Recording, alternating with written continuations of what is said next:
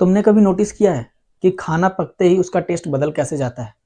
या चाहे कभी फ्रिज से जब पानी की बोतल निकालो तो फ्रिज के अंदर जो जमी हुई बोतल होती है, बर्फ से जो जमी हुई, उसके बाहर पानी कैसे आ जाता है?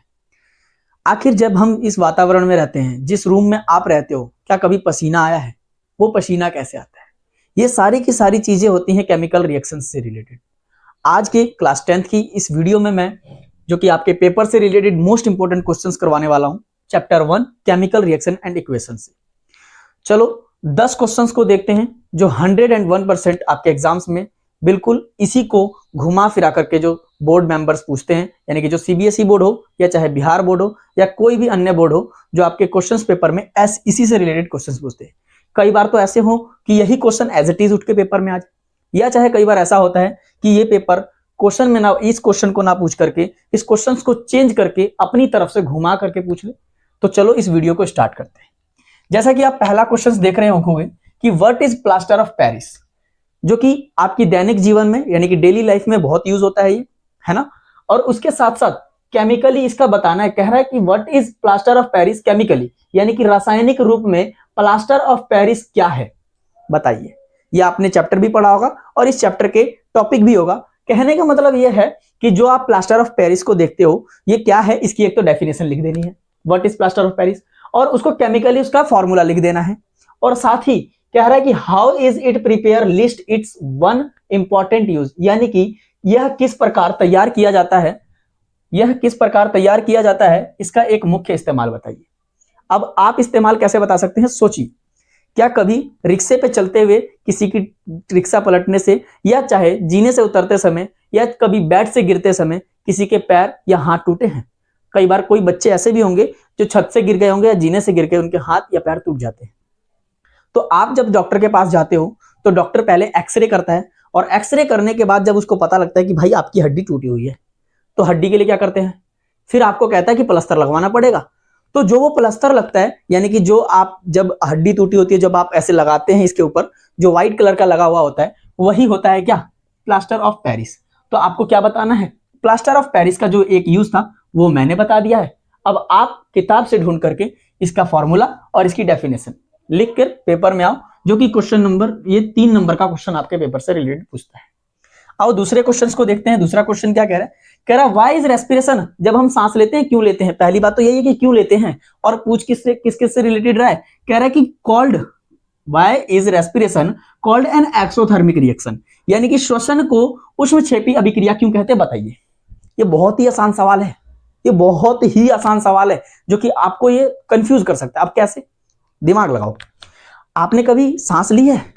वैसे तो सभी लेते हैं, आप लोगों ने भी ली होगी और मैं भी ले रहा हूं। अब देखो सांस लेने में क्या होता है, आप अपने नाक पे हाथ रख के देखना, जब आप सांस लेते हो ना तो अंदर से गर्म हवा निकलती है। क्या निकलती है, गर्म हवा निकलती है। तो ये वही कह रहा है, कह रहे कि एक्सोथर्मिक रिएक्शन बताना है कि व्हाई इज रेस्पिरेशन, जब आप सांस लेते हो श्वसन को उष्मक्षेपी अभिक्रिया क्यों कहते हैं, क्योंकि जब हम सांस लेते हैं और सांस छोड़ते हैं तो वो गर्म हवा निकलती है। अब गर्म क्यों निकलती है, क्योंकि हम उसके साथ साथ कार्बन डाइऑक्साइड छोड़ते हैं, ठीक है, ऑक्सीजन को इनहेल करते हैं, एक्सहेल कार्बन डाइऑक्साइड। उसी को यहां पर एक्सप्लेन करते हुए इसका आंसर लिखना है, ठीक है। नेक्स्ट क्वेश्चन देखो, name the type of chemical reaction, ठीक है, किसी केमिकल रिएक्शन का नेम लिखना है, और इन विच कैल्शियम कार्बोनेट इज हीटेड, और कैल्शियम कार्बोनेट को हम हीट क्यों करते हैं, उससे रिलेटेड कह रहा है जस्टिफाई योर आंसर, अपने आंसर को जो आप उत्तर लिखोगे अपनी कॉपी में पेपर की, जब उसको जस्टिफाई करना है, यानी कि उसको एक्सप्लेन करना है, उसको बताना है क्या, कि giving balance chemical equation for the chemical reaction, यानी कि उस रासायनिक अभिक्रिया का प्रकार बताइए। अभी आपसे पूछ रहा है कि वो कौन सा रासायनिक अभिक्रिया है जिसमें कैल्शियम कार्बोनेट, जिसके अंदर कैल्शियम कार्बोनेट को क्या किया जाता है बच्चों, जलाया जाता है, गर्म किया जाता है।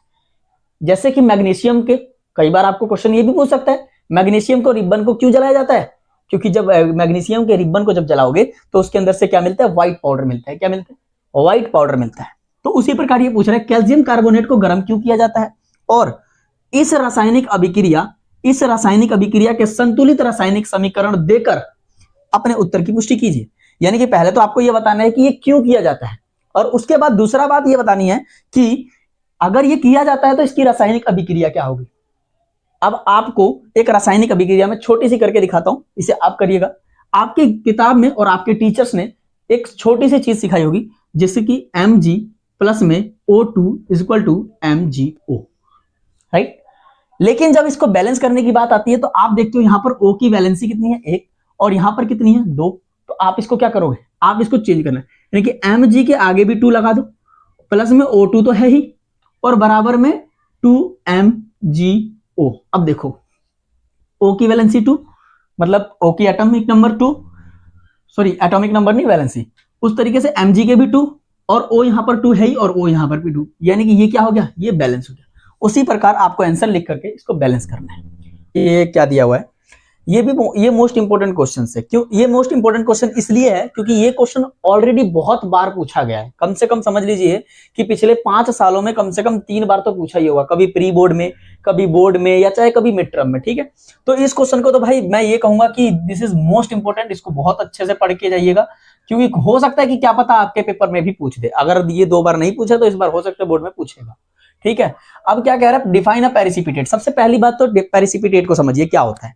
पेरिसिपिटेट उसे कहते हैं जैसे कि कभी भी जो 2 एक्वस मिल करके जब एक सॉलिड पदार्थ बन जाए, और वो सॉलिड पदार्थ कभी घुले ना, किसी भी लिक्विड चीज में वो कभी घुले ना। जैसे कि अभी अगर आप चीनी को पानी में डालोगे तो वो घुल जाएगा, लेकिन एक ऐसा पदार्थ जो 2 एक्वस से मिलकर बने और वो घुले ना, ठीक है, तो उसे हम क्या कहेंगे भाई, पेरिसिपिटेट कहते हैं, ठीक है। अब देखो क्या कहते हैं, डिफाइन अ पेरिसिपिटेट रिएक्शन। अब उसको डिफाइन करना, एक्सप्लेन करना, यानी कि डेफिनेशन लिखना। फिर क्या कह रहा है, give its example and also express the reaction that occurs in the form of a balance chemical equation. यानी कि उसके बाद इसको डिफाइन करो, एक्सप्रेस करो, और तब जाकर के तब जाकर के क्या करो कि बैलेंस केमिकल इक्वेशन एक बनाओ, इसी के लिए पेरिसिपिटेट के लिए बनाओ। कोई 2 एक्वस को लो, क्योंकि आप लोगों ने जब पढ़ा था इस चैप्टर को, जब आप लोगों ने पढ़ा था तब आप लोगों ने इस चैप्टर के अंदर 3 चीजें देखी थी। 3 चीजें कौन सी थी भाई, तो सबसे पहले आपने सॉलिड देखी थी। क्या देखी थी भाई, सॉलिड देखी थी, मेटल्स देखे होंगे आप लोगों ने, ठीक है। उसके बाद आपने क्या देखा था भाई, सॉलिड के साथ लिक्विड देखा था, लिक्विड पानी, और लिक्विड के पास क्या होता था, गैस, गैस देखा होगा। एक लास्ट होता है एक्वस। अब एक्वस को आप समझिए कैसे समझ सकते हैं। एक्वस को समझना कैसे समझते हैं, आप सॉलिड तो समझ गए हो, बर्फ को ले लो, बर्फ क्या हो गया भाई, सॉलिड हो गया। लिक्विड में क्या हो गया, वो बर्फ पिघल गया, यानी कि उसका रिएक्शन हुआ उसके साथ, तो क्या हो गया, वो पिघलने के बाद वो लिक्विड हो गया। और जब मैंने उसको गैस के चूल्हे पर बैठा दिया और आग सेकने लगा वो पूरा पतीले के अंदर पानी, तो वो क्या बन गया, वेपोरेशन बन गया, वो हवा में जो उड़ गया वो क्या बन गया भाई साहब, गैस बन गया। ये 3 चीजें समझ में आती हैं। लेकिन ये एक्वस एक नई चीज है। ये देखो, ना सॉलिड है, ना लिक्विड है, और ना गैस है, तो ये है क्या, ये सॉलिड लिक्विड के बीच का है। कैसे, आप लोगों ने कभी देखा होगा, आप ऐसे समझो कोई ऐसी चीज जो सॉलिड भी, मतलब लिक्विड भी ना हो और लिक्विड जैसी भी हो। आप लोगों ने कभी गेम खेला, कुछ चीजें खेली होंगी, जैसे कि एज्यूम करो कुछ 5 रुपए की चीजें आती हैं जो एकदम थोड़ा सा पानी जैसा हिलता तो है लेकिन होता नहीं। जैसे आप लोग खखार जब ये थूक देते हो, जैसे, ठीक है, जेली, आप लोग एक हाँ ये ट्रिक ले लो, जेली, जेली हो सकती है एक तरीके से, जेली आप लोगों ने खाई भी होगी जेली। वो क्या होता है ना, वो लिक्विड भी नहीं होता, वो लिक्विड भी नहीं होता, वो सॉलिड भी नहीं होता, वो एकदम बीच का होता है, उसे ही कहते हैं एक्वस, ठीक है ना। अब उसको आप एक्सप्लेन करोगे, कह रहा अवक्षेपण, हिंदी वाले सुनेंगे, अवक्षेपण अभिक्रिया की परिभाषा लिखिए, इसका कोई उदाहरण दीजिए तथा उसमें होने वाली अभिक्रिया को संतुलित रासायनिक समीकरण में व्यक्त कीजिए। यानी कि जो उसके अंदर चेंज हो रहा है उसको आपको यहाँ पर रासायनिक समीकरण में चेंज करना है, ठीक है। देखो ये तो मैंने अपने क्लास में भी मैंने बच्चों को बहुत बोला कि भाई साहब याद कर लो, इतने बदतमीज है, कोई सुनता ही नहीं है। और ये पूछेगा सवाल, मैं ये भी कहता हूं ये सवाल पूछेगा, इसको बढ़िया से याद करके जाना, ठीक है। अगला देखो एक बार, अगला 5वां है, कह रहा है डिफाइन ऑक्सीडेशन। अब ऑक्सीडेशन को आपको बता रखा होगा भाई, अच्छे से पढ़ा होगा आप लोगों ने क्लास में, है कि नहीं। अब आप लोगों ने क्या पढ़ा होगा, देखो ये बहुत आसान है, ऑक्सीडेशन फिर रिडक्शन। क्या कहता है, ऑक्सीडेशन कहता है ऑक्सीजन को ले लेना, गेन करना, और ऑक्सीजन को गेन करना और हाइड्रोजन को फेंक देना, समझ लो। मान के चलो अगर आपको कुछ खाने को मिले, समझ लो 2 गिलास मैंने जूस लेके आया हूं, एक करेले का जूस ला दिया और दूसरा मैंगो, आप क्या करोगे भाई, मैंगो वाला तुरंत ले लोगे, छीन लोगे नहीं छीन लोगे। लेकिन यहां देखो वही चीज होती है ना, ऑक्सीडेशन क्या भाई, ऑक्सीजन पसंद है इसको, ऑक्सीडेशन नाम ही क्या, ऑक्सीडेशन, ऑक्सीजन, बात खत्म। ऑक्सीजन को बोलेगा आजा जल्दी आजा, सबको ले लेगा, और रिडक्शन हाइड्रोजन को क्या करेगा, फेंक देगा, क्या कहेगा मेरे को मतलब ही नहीं है, रिडक्शन उसका उल्टा कर लेगा, ठीक है। तो उसी चीज को है, इसका डेफिनेशन लिख लेना एक बार। उसके बाद identify the name of the substance oxidise in the following reaction CU। इसके बाद इसके अंदर में क्या बताना है आपको, कह रहा है कि सब्सटेंस ऑक्सीडाइज फॉलोइंग रिएक्शन, इस रिएक्शन में ऑक्सीडाइज के बारे में बताना है, यानी कि ऑक्सीकरण की परिभाषा लिखिए, ये बात पहली है। उसके बाद देखो ये 3 नंबर का था, ये 2 नंबर का है। पहली बात, परिभाषा लिखने का 1 नंबर है बेटा, ध्यान से रखना। आप एक लाइन में भी लिख के आओगे ना पेपर में 1 नंबर मिल जाएगा, कोई दिक्कत नहीं, लेकिन अच्छा सा लिखना, ठीक है, जो कि आपके समझने लायक हो और टीचर भी समझ सके। ठीक है ना। चलिए, निम्नलिखित अभिक्रिया में ऑक्सीकृत होने वाले पदार्थ की पहचान कीजिए। अब इसके अंदर कौन सा हो रहा है पदार्थ, ये बताओ ना, कौन सा रिएक्शन हो रहा है, मतलब किस प्रकार का वो कर रहा है, ठीक है, और उसका नाम लिख दो, बस बात खत्म। ये 1 नंबर का, ये 1 नंबर का, ये 2 नंबर में क्वेश्चन बन गया। और आप यहां देख रहे होंगे ये 3 नंबर में बन रहा है। भाई साहब मोस्ट इंपॉर्टेंट है, बता रहा हूं, अभी भी दोबारा पढ़ लेना इसे अच्छे से, ठीक है। आओ अगले क्वेश्चन पे देखते हैं। छठा क्वेश्चन, ये थोड़ा और भी अच्छा क्वेश्चन है कि नहीं, ये और भी अच्छा क्वेश्चन है, क्यों, क्योंकि आपके डेली लाइफ से है कि नहीं, आप खाना खाते हो, उसी से रिलेटेड है ये। अब समझते चलो एक बात को। कह रहा है state one role of each of the following in human digestive system. खाना खाते हो, खाना खाते हो, मुंह से खाते, और उसके बाद ये आहार नली से जाएगा कहां पर, पेट में घूमेगा, घूमेगा नहीं घूमेगा, ये उसी के बारे में पूछ रहा है। अब ये कह रहा है कि मानव पाचन तंत्र में निम्नलिखित में प्रत्येक की एक भूमिका का उल्लेख कीजिए। प्रत्येक की एक भूमिका का उल्लेख कीजिए, या तो किसी एक का, प्रत्येक की एक भूमिका, हाँ मतलब हर की, सभी की एक एक भूमिकाएं बताओ, यानी कि इसकी क्या भूमिका है, इसकी क्या रोल है। मैं पूछता हूं बच्चों, बताओ आपका क्या रोल है, बताओ आपका रोल क्या है, पढ़ना और अपने मम्मी पापा को रिजल्ट देना, यही है ना। तो उसी प्रकार से इनका क्या रोल है। पहला होता है हाइड्रोक्लोरिक एसिड। क्या होता है भाई इसका, हाइड्रोक्लोरिक एसिड क्या करता है, जल्दी फटाफट से बता दो। देखो इसका मतलब क्या होगा, हाइड्रोक्लोरिक एसिड कहां पाया जाएगा, पेट में। क्या करेगा, खाने को और टुकड़ों में बांटेगा। अब बोलोगे टुकड़ों में, तो हम तो मुंह में भी बांट लेते, नहीं, मुंह में बांटने के बाद जब पेट में जाएगा तो खाने को और तोड़ना चाहिए, तो उसको और तोड़ने का काम करता है भाई हाइड्रोक्लोरिक एसिड। अगला सुनना, विली। अब विली क्या होता है, इसको हिंदी में कहते हैं दीर्घ, दीर्घरोम। वैसे तो अजीब सा नाम है, विली का मतलब होता है दीर्घरोम। अब विली को समझियो कैसे, पेट में छोटी आंत देखी है, छोटी आंत, आप लोगों ने चिकन करते हुए देखा होगा कभी, है कि नहीं, उसके अंदर से ना केचुए जैसा कुछ निकलता है, इतना बड़ा पाइप जैसा है।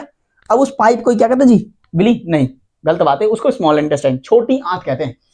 अब उस छोटी आंत में जब हमारा खाना जाता है ना, तो उस छोटी सी आंत में देखो इस तरीके से होता है, मान के चलो ये इस तरीके से, क्या है ये हो गया ये छोटी आंत, ठीक है। एक इधर से घंटा रंगा होता है, ये घंटा होता है जी, क्या होता है बेटा, घंटा होता है। इसी प्रकार से जुड़े होते हैं ये नीचे से, है ना।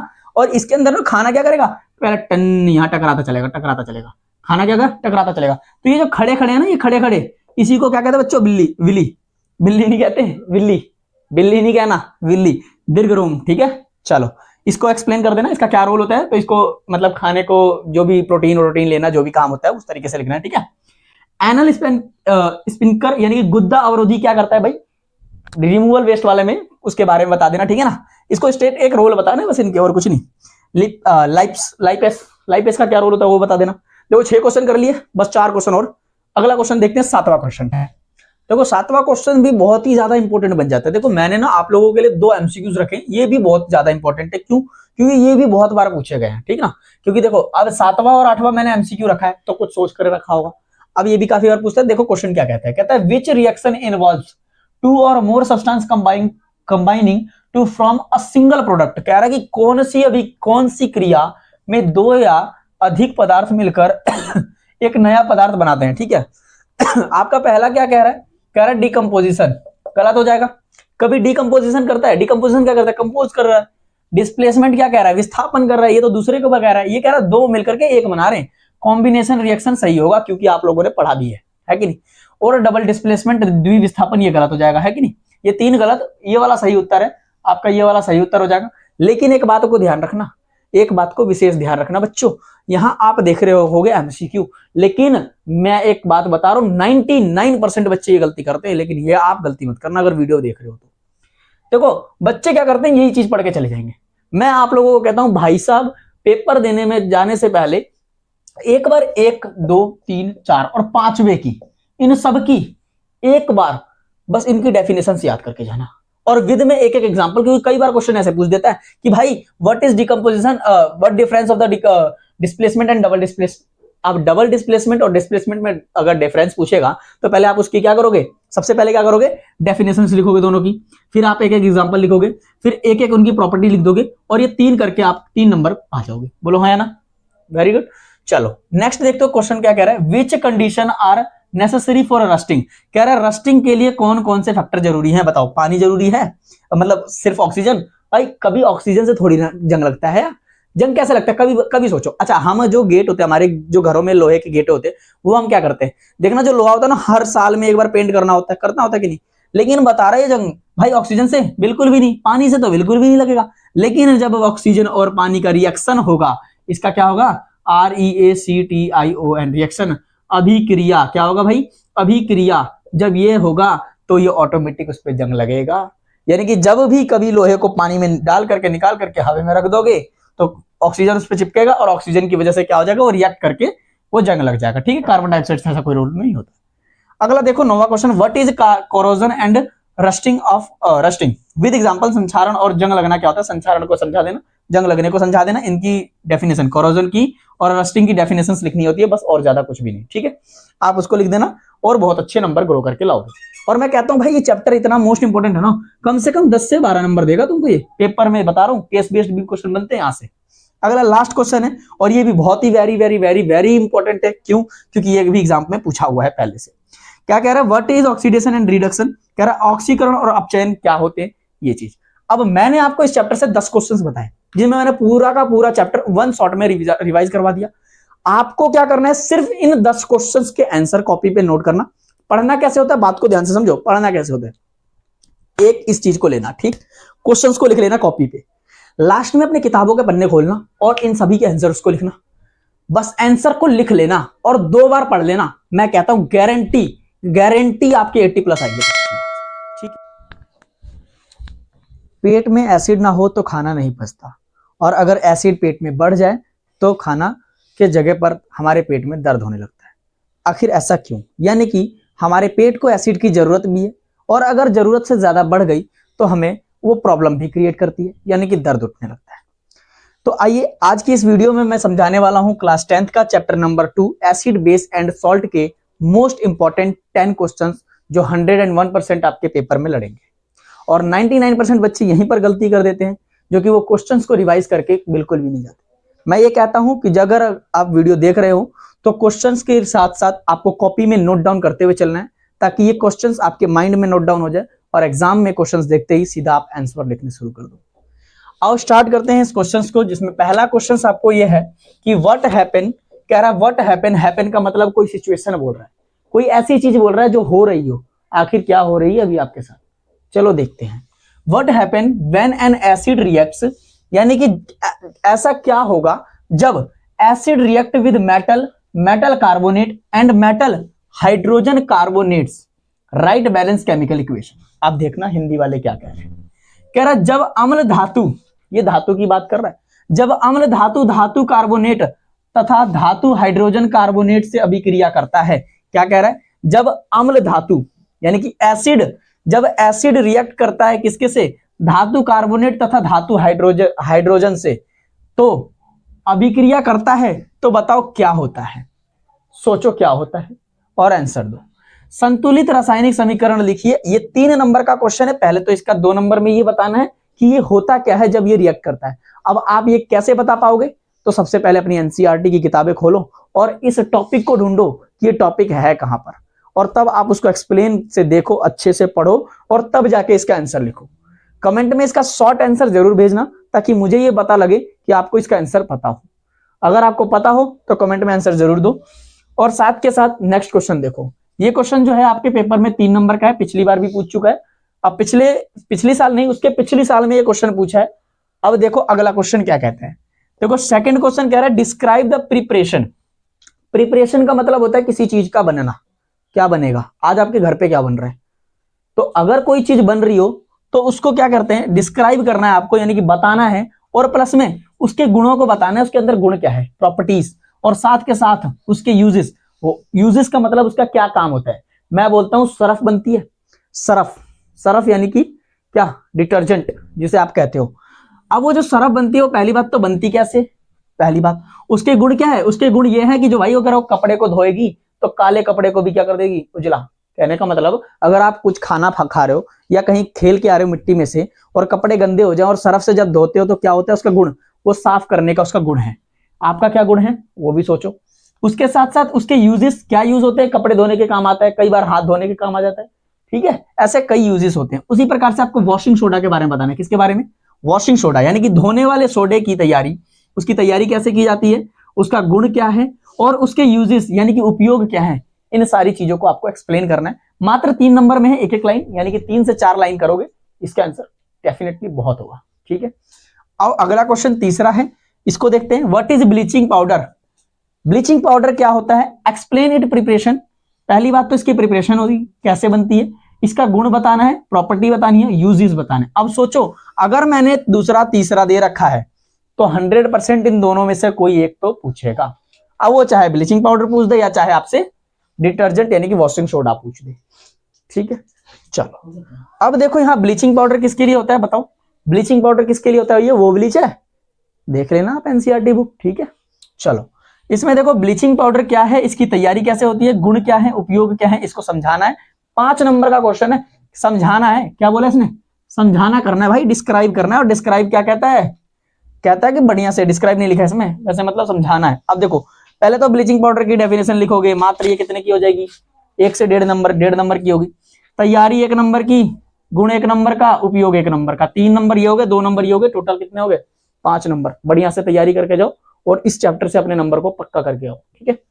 अगला देखो चौथा, कह रहा है डिफाइन करना है। डिफाइन क्या करना है भाई, एसिड क्या होता है, बेस क्या होता है, सॉल्ट क्या होता है, और साथ के 2 एग्जांपल्स भी देने हैं, यानी कि अम्ल, क्षार और लवण को परिभाषित करना है, इनकी परिभाषाएं लिखनी है। प्रत्येक के 2 उदाहरण दीजिए। देखिए ये जो क्वेश्चन है ये भी मोस्ट इंपॉर्टेंट, यहीं लिख देता हूं, मोस्ट इंपॉर्टेंट ये इसलिए है क्योंकि ये क्वेश्चंस बहुत बार रैंडमली बहुत बार ये पूछा गया क्वेश्चन। यहां तक कि ये भी सोच लो जिस वक्त मैं 10th क्लास पास किया था ना, आज से 4 साल 5 साल पहले, उस समय भी ये क्वेश्चन पूछा था। आज से 5 साल पहले मैंने 10th की थी, उसमें भी ये क्वेश्चन क्या था, पूछा हुआ था, ठीक है। अब इसको परिभाषा करो और प्लस में इसके 2 उदाहरण लिखो, डिट्टो एग्जैक्ट यही क्वेश्चन उठ के आया था, इसीलिए मैंने यहां लिखा है। तो इसीलिए मोस्ट इंपोर्टेंट लिखा हूं, इस क्वेश्चन को बढ़िया से पढ़ के जाना अपने एग्जाम में, ठीक। कोई भरोसा है मेरा पेपर आपके पास आ जाए। आगे देखो क्वेश्चन नंबर 5वां कह रहा है व्हाट इज पीएच स्केल, सबसे बहुत मोस्ट इंपोर्टेंट। पीएच स्केल की डेफिनेशन आपको पता होनी चाहिए। आखिर ये पूरा चैप्टर किसके ऊपर टिका है, कभी देखो हर चीज को आपने क्या किया है, पीएच स्केल में ना पाए। अब आपसे पूछ सकता है बताओ प्योर वाटर का पीएच स्केल क्या है, ब्लड का पीएच स्केल क्या है, साथ में पूछेगा और किसका पीएच स्केल, समझ लो नींबू पानी का पीएच स्केल क्या है, ठीक है। इस प्रकार से और काफी सारे पीएच स्केल्स पूछता है, ठीक है। उन सभी के पीएच स्केल्स के नाम याद होने चाहिए। अच्छा इसके साथ साथ इसकी रेंज याद होनी चाहिए, यानी कि कितने तक एसिड है, कितने तक बेस है और कब न्यूट्रल है। यानी कि जब आप पीएच स्केल को पढ़ते हो तो ये सीधा होता है, सीधा ये 7 तक क्या होता है भाई, 7 के इधर क्या होता है, उसके उधर क्या होता है, यहां पर न्यूट्रल, इधर एसिडिक होता है शायद से, और इधर बेस। अब इसको आपको क्या करना है, मेरे ख्याल से तो शायद से, बाकी आप मुझे कंफर्म बताओ कमेंट करके, ठीक है। कमेंट करके मुझे बताओगे कि क्या मैंने सच बोला, इधर एसिड इधर बेस, बताना एक बार, ठीक है। अगला देखो इसमें क्या कह रहा है, right the pH scale, right the pH range of acidic, यानी एसिड कहां पर है, और प्लस में बेसिक कहां है, सॉल्यूशंस के बारे में बताना। ये आपका 2 नंबर का क्वेश्चन है। कह रहा है पीएच स्केल क्या है, क्या पूछ रहा है, पीएच स्केल क्या है, अम्लीय एवं क्षारीय विलय का पीएच मान को लिखिए। अब इनका मान बताना है। अब कैसे बताओगे, ये बताओगे 7 नंबर, नहीं ऐसे नहीं बताना, इसमें बताना है कैसे। देखो अम्लीय है तो आप बताओ 0 से लेकर 7 तक है, क्षारीय है आप लिखोगे 7 से लेकर के 14 तक है, और 7 क्या है, यानी कि इसको 6 लिख दो और इसको 8 लिख दो। 7 क्या है भाई, न्यूट्रल होता है, यहाँ कुछ भी नहीं होता, यहाँ सब बराबर होता है, ठीक। अब इसके साथ एक और बात, अगर इसने पीएच स्केल बोला है ना, तो साथ में एक आपको फेनोथिलीन होगा, उसको भी अच्छे से पढ़ के जाना है, ठीक। अगला क्वेश्चन है 6, इसमें क्या कह रहा है कि व्हाट आर इंडिकेटर, आपको बताना है इंडिकेटर क्या होता है। अब तुम ये सोच रहे हो ये बाइक का इंडिकेटर है या कार का इंडिकेटर, ये उसका इंडिकेटर नहीं पूछ रहा, ये उस इंडिकेटर का पूछ रहा है जिसमें आपको ये पता चले कि एसिड क्या है और बेस क्या है। अब इंडिकेटर कौन सा पूछ रहा है वो देखो, कह रहा है नेम एनी 2 नेचुरल इंडिकेटर। कौन से इंडिकेटर पूछ रहा है भाई, प्राकृतिक इंडिकेटर, ये नहीं बोल रहा है जो साइंटिस्ट ने बना के दिया है, ठीक है। अब देखो क्या कह रहा है, सूचक क्या है, किसी भी 2 प्राकृतिक सूचकों के नाम लिखो। अब बात को समझना, सूचक क्या है इसकी तो डेफिनेशन लिखनी है, अच्छे से पढ़ लेना इसको और उसको लिख लेना है। दूसरा क्या करना है, प्राकृतिक सूचक बता रहा है, एक मैं बता देता हूं दूसरा आप करना। प्राकृतिक सूचक का मतलब समझो हल्दी, पहला क्या बता रहा हूं मैं, सुनना, मैं क्या बता रहा हूं भाई, हल्दी इसको क्या कहते हैं इंग्लिश में, टर्मरिक। अब कहोगे भैया ये कैसा सूचक है, आप लोगों ने ट्राई भी किया होगा ऐसा क्लास में, जब आप लोगों को पढ़ाया गया होगा तो शायद आपके स्कूल के टीचरों ने बताया होगा, और नहीं बताया होगा तो मेरे से सुन लो। जो हल्दी होती है ना, जैसे कभी खाना वाना खाते हो, अब खाने में हल्दी मिली होती है, सब्जी में मिली होती है। अब जब तुम खाओ और सफेद कपड़े पे गिर जाए, और तब अगर उसको धोया जाए, कपड़े को जब धोया जाता है तो किससे धोया जाता है, सरफ से ना। और जब कभी हल्दी को ऊपर सरफ पड़े तो उस हल्दी का रंग कैसा होता है, लाल, जैसे खून हो, कैसा, लाल कलर हो जाता है, ठीक है। तो ये एक तो प्राकृतिक सूचक मैंने ये बता दी, ठीक है, कि सरफ में क्या हो गया, बेस है, और हल्दी क्या है, एसिड है, रिएक्ट करके क्या कैसा कलर, रेड कलर। अब बाकी दूसरा आप बता देना, ठीक है। चलो अगला देखो क्या कह रहा है, व्हाई डज, 7वां क्वेश्चन क्या है, कह रहा है व्हाई डज टूथ डिके। पहले तो ये बताओ कि टूथ डिके होता क्यों है, यानी कि दांत में क्या, कह रहा है कि दांतों में क्षय क्यों होता है, ठीक है, टूथ डिके क्यों होता है। आगे सुनो, start when the pH of mouth falls below 5.5। ये कह रहा है जब मुख का पीएच 5.5 से कम हो जाता है तो दांतों में क्षय क्यों होने लगता है।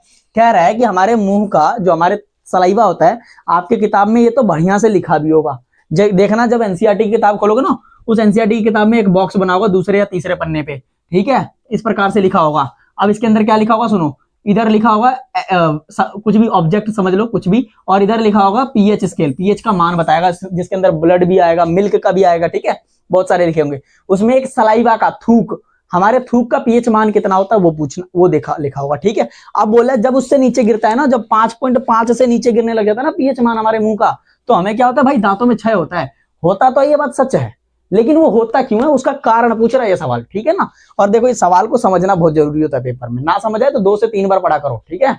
अब इसको बताना कि क्यों होता है, ठीक है। अगला देखो, 8वां कह रहा है व्हाई डज एंट स्टिंग। पहली बात तो चींटी क्यों काटती है भाई, तुम कुछ करे हो नहीं, वो चढ़ेगी तो क्या करेगी। अब किसी को कोई चीज लगेगा, मान के चलो उसकी आंखें नहीं होती, अब वो समझ ही नहीं पाती है, उसको लगता है ये मेरा खाना है, वो खाने लग जाती है, तो उसने क्या कर दिया, डंक मार दिया।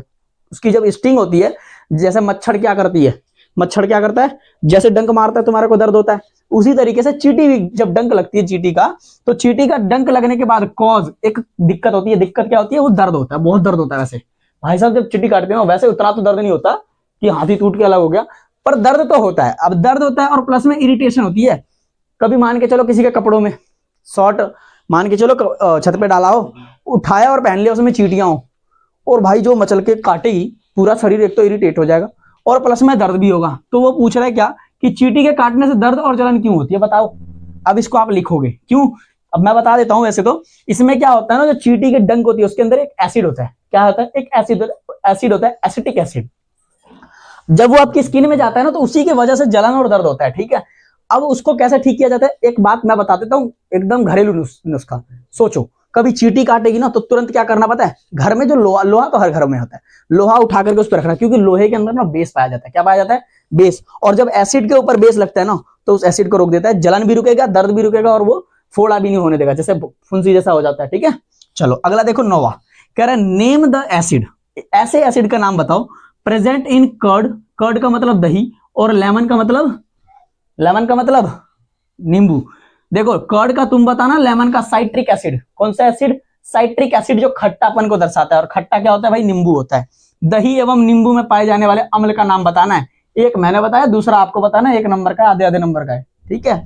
अगला देखो, ये वाला क्वेश्चन मोस्ट इंपोर्टेंट बनेगा। अब देखो ये मत बोलना कि भैया क्या क्वेश्चन ये आएगा पेपर में, ऐसा मत बोलना। क्या पता ये क्वेश्चन ना वो देख बोल करके क्वेश्चन को चेंज कर दे, हो सकता है कि नहीं हो सकता, लेकिन इससे रिलेटेड आएगा। इस टॉपिक को अच्छे से पढ़ के जाना है, ठीक है।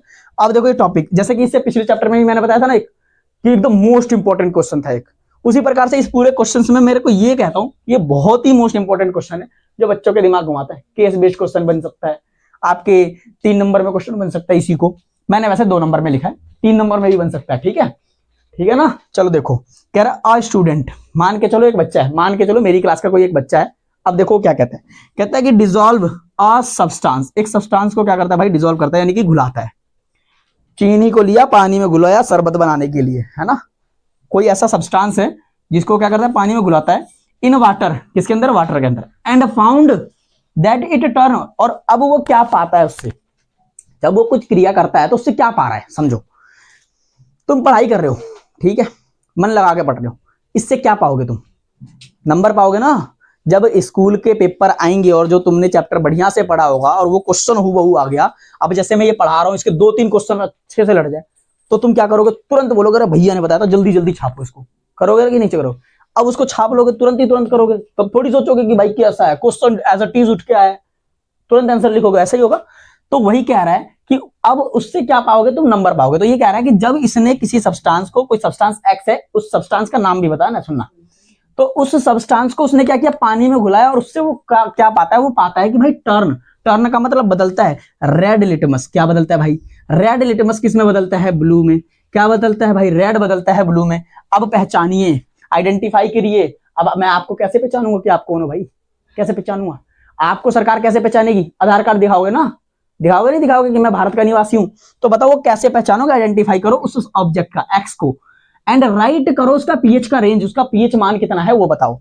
देखो हिंदी क्या कह रहा है, एक छात्र है, उसने पदार्थ एक्स को क्या किया, पदार्थ एक्स को पानी में घोला, ठीक है, और पाया कि यह लाल लिटमस पत्र को, यह लाल लिटमस पत्र को नीला कर देता है, और पदार्थ एक्स की पहचान कीजिए तथा इसका पीएच मान लिखिए। ठीक है, बस इतने क्वेश्चंस थे, और यही 10 क्वेश्चंस आपके नंबर बढ़ाएंगे बहुत तेज।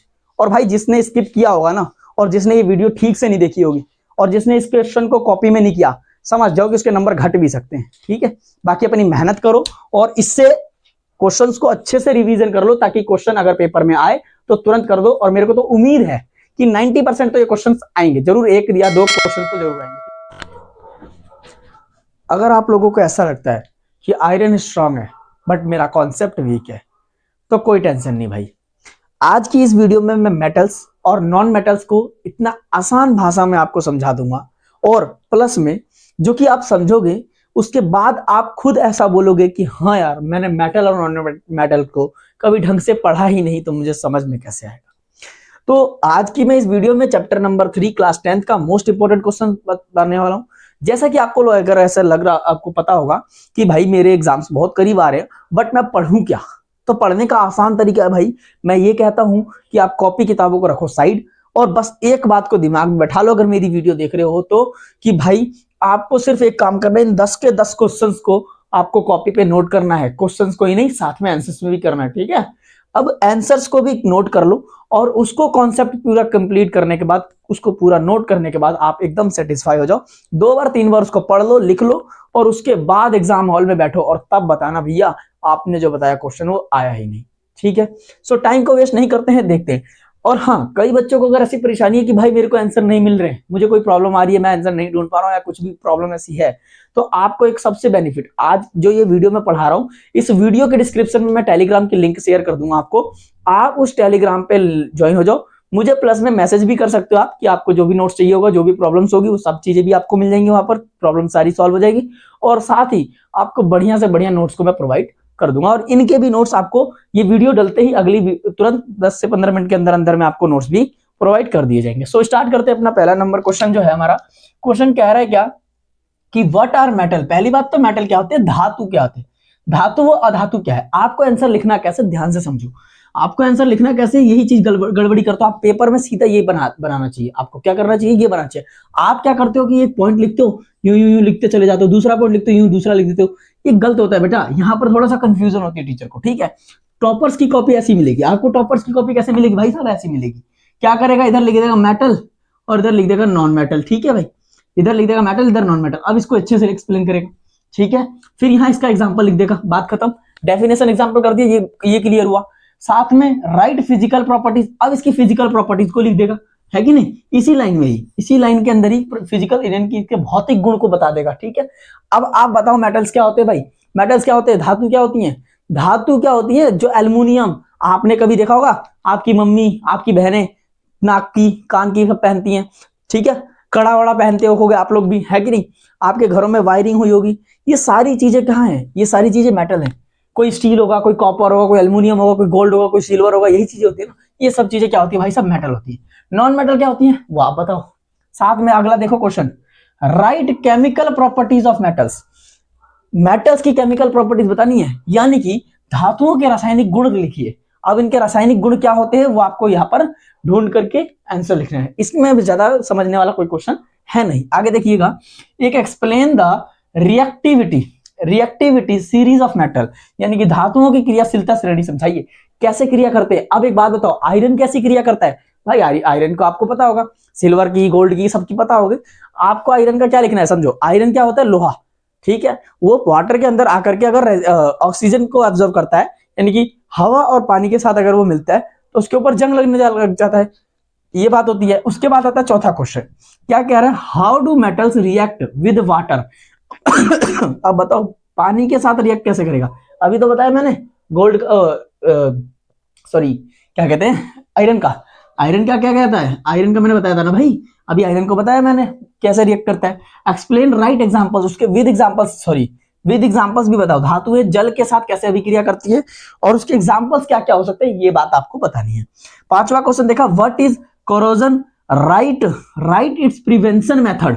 क्या कह रहे हैं, देखो संक्षारण क्या है ये तो बताना ही है, प्लस में इसको रोकथाम के उपाय बताओ। अगर संक्षारण हो रहा है, खराब चीज हो रहा है कोई, तो उसको रोकेंगे कैसे, उसके रोकने की तरीकों को बताओ, उनके उपायों को बताओ। अब मैं कहता हूँ खाना खराब हो रहा है, बेटा क्या कर सकते हो, फ्रिज में रख लो, ठंडा रखो उसको, है कि नहीं, उस तरीके से हो गया, ठीक है ना। अब ये सारी बातें आपको बतानी है।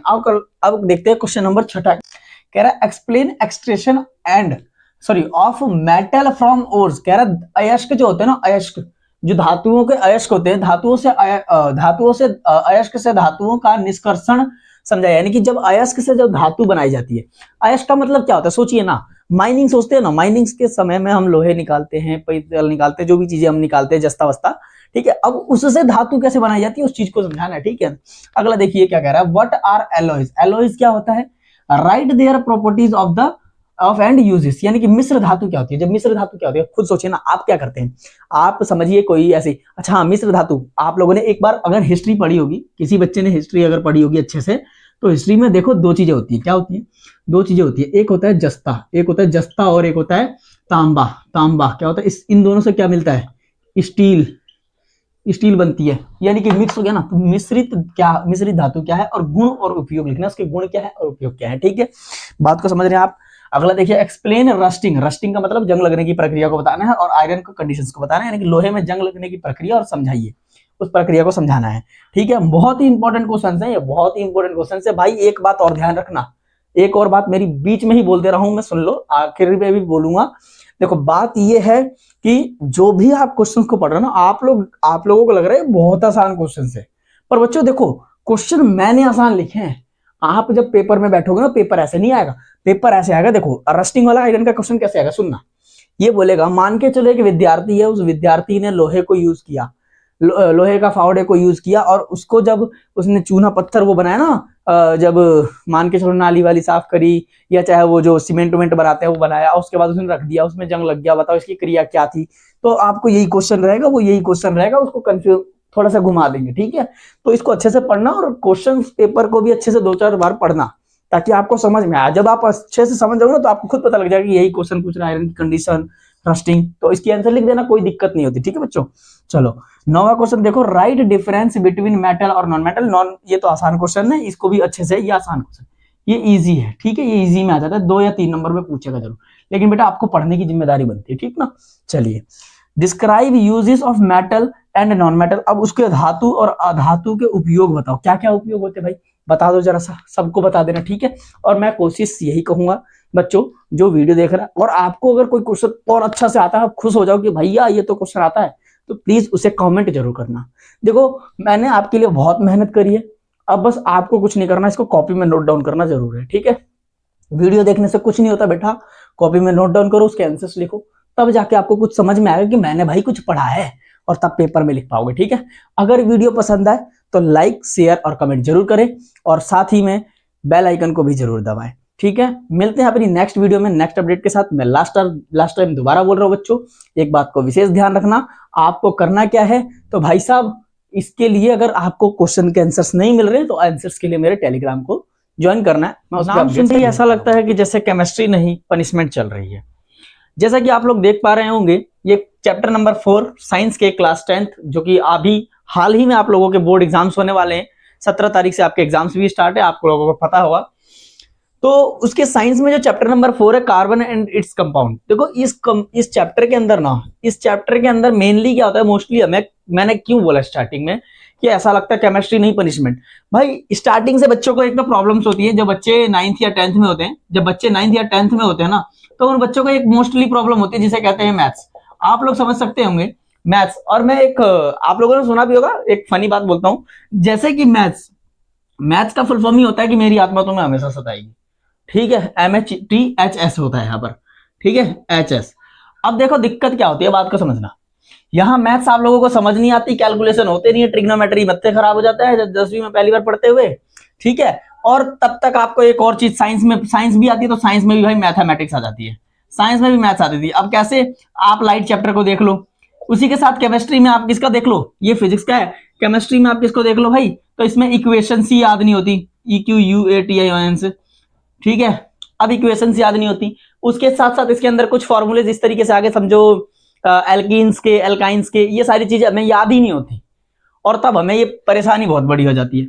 लेकिन मैं ये कहता हूं कि बस आपको कुछ नहीं करना, मैं ये कहता हूं बस अब आपको कुछ भी नहीं करना, बस आपको एक काम करना है, कॉपी कलम उठाने और जो मैंने पढ़ाया इनके क्वेश्चंस को लिख करके विद आंसर के साथ आंसर्स फाइंड आउट करिए। अगर आपको आंसर नहीं मिल रहा, पिछली वीडियो में मैंने बताया था कि मेरा टेलीग्राम चैनल है, उस चैनल पर मेरे यूट्यूब पे के प्रोफाइल पे आपको लिंक मिल जाएगी, आप उसमें टेलीग्राम पे ज्वाइन कीजिए। और आज इस वीडियो के एंड में डिस्क्रिप्शन में मैं, और मेटल एंड नॉन मेटल के में भी डाल दिया हूं, इसकी डिस्क्रिप्शन में भी मैं टेलीग्राम की लिंक को डाल दूंगा आज, ठीक है। ज्वाइन करने के लिए ग्रुप की लिंक डाल दूंगा, उस लिंक के जरिए आप उस ग्रुप में ज्वाइन हो जाइए, ठीक है। बिकॉज क्यों, क्योंकि अगर आपको इसके आंसर्स नहीं मिलते ना बच्चों, अगर आपको इसके आंसर नहीं मिलते, आपको टेलीग्राम ज्वाइन करना है, टेलीग्राम में विद PDF के साथ इसके आंसर मिल जाएंगे, आप जिसमें क्वेश्चंस भी होंगे, आंसर्स भी होंगे, ओके, ठीक है। अच्छा, दूसरी बात ये थी कि भाई आपको आंसर्स तो मिल जाएंगे। अब आपकी परेशानी होगी, जैसे कि मेरे बच्चे थे ना, जो मेरे कोचिंग के बच्चे थे, मेरे स्टूडेंट्स ने मेरे से ये कहा कि भैया एक बहुत बड़ी प्रॉब्लम है, आप क्वेश्चंस करवा रहे हो, लेकिन यार सोचो ना, हमारे तो 20 MCQs भी आते हैं ना, 20 नंबर तो बहुत बहुत बड़ा सवाल होता है, आप उसका क्या करोगे। तो मैंने उन लोगों के लिए काम किया है मैंने उन लोगों के लिए एक काम किया है कि ना 25 MCQs रखे हैं। कितने भाई, 25 MCQs। अब वो चीज भी मैं आपको प्रोवाइड कर दूंगा टेलीग्राम पे, ठीक है। उसकी वीडियो नहीं बना पाऊंगा, उतनी सुविधा है नहीं फिलहाल मेरे पास, लेकिन 25 क्या है, MCQs हैं। अब सोचोगे ना भैया MCQ 100% लड़ेंगे, बिल्कुल लड़ेंगे। और एक और साथ दावे के साथ एक बात कहता हूं, सुनना, इसको मैंने 2 पार्ट्स में बांट रखा है। अब पूछोगे पहला पार्ट कौन सा है, दूसरा कौन सा है। पहला पार्ट वो है जिसके अंदर मैंने 21 MCQs कराए हैं, और दूसरा पार्ट वो है जिसके अंदर मैंने 4 असर्शन एंड रीजन के क्वेश्चन करवाए हैं, जो आपको काफी डिफिकल्ट लगते होंगे, है ना बच्चों। चलो, तो ये बात होगी मेरी वो सब चीजों की, चलो ठीक है, वो तो बात की बात है, लेकिन MCQs भी आपको प्रोवाइड कर दी जाएंगी। आप जल्द से जल्द ज्वाइन हो जाइए। आज शाम से चैप्टर नंबर 1 से MCQs चालू कर दूंगा, और बाकी ये वीडियोस चल ही रही हैं आपकी। देखिए क्वेश्चन नंबर 1 क्या कहता है, क्वेश्चन नंबर 1 क्या कहता है, सुनना बात को ध्यान से बच्चों, सुनना बात को ध्यान से। कहता है कि why does carbon from covalent compound, why does carbon from covalent compound, कह रहा सहसंयोजक यौगिक क्यों बनता है, इसके गुण समझाइए, बताइए भाई क्यों बनता है। टेट्रावैलेंसी है, ठीक है, ये सब चीजें आप लोगों ने पढ़ी थी, टेट्रावैलेंसी क्या होती है, उसके फॉर्मेट क्या होते हैं, उसके गुण क्या होते हैं, वही चीजें इसको समझा देना, ठीक है। उम्मीद है कि आप कर लोगे, वैसे तो आप लोगों ने पढ़ा ही होगा थियोरिटिकल, और ये सारी चीजें आपने एक्सप्लेन और फुल चैप्टर रिवीजन बढ़िया पढ़ लिया होगा, आपको बस ये याद करने की काम है, ठीक है। अगला देखो क्या कह रहा है, what is homologous series. Homologous series यानी कि समजात श्रेणी क्या होती है, ठीक है, क्या है, और साथ ही राइट इट्स कैरेक्टरिस्टिक्स, उसके गुण लिखिए। आपके गुण क्या है, आपके गुण क्या है। कुछ बच्चे होंगे जिनको पढ़ने नहीं आता होगा, कुछ बच्चे होंगे जिनको मन नहीं लगता होगा पढ़ने में, है कि नहीं। कुछ बच्चे ऐसे भी होंगे जो काफी इंटेलिजेंट होंगे, देखते ही याद कर लेते होंगे तुरंत, है कि नहीं। चलिए अगला देखो, क्वेश्चन नंबर 3 क्या कह रहा है, right the physical and chemical properties. अब देखो फिजिकल यानी कि भौतिक गुण, और साथ ही केमिकल गुण, ठीक है। फिजिकल एंड केमिकल प्रॉपर्टीज को बतानी है इथेनॉल को, एथेनॉल याद करो, ethanol, ethyne, ethyne, ethanol, propane, methane, methane, याद आया, वही चीज है, इथेनॉल का है। बात को समझना, यहाँ इथेनॉल की पूछ रहा है। अब ये मत सोचना भैया आप इथेनॉल बताओ यही आएगा, नहीं भाई, कभी प्रोपेन बोल देगा, ठीक है, कभी मिथाइन बोल देगा, ये बात को ध्यान रखना, इसलिए सबको पढ़ के जाना है, ठीक है। टॉपिक मेरा बताना काम है, आपको सर्चिंग और भी ज्यादा करके जानी है, ओके।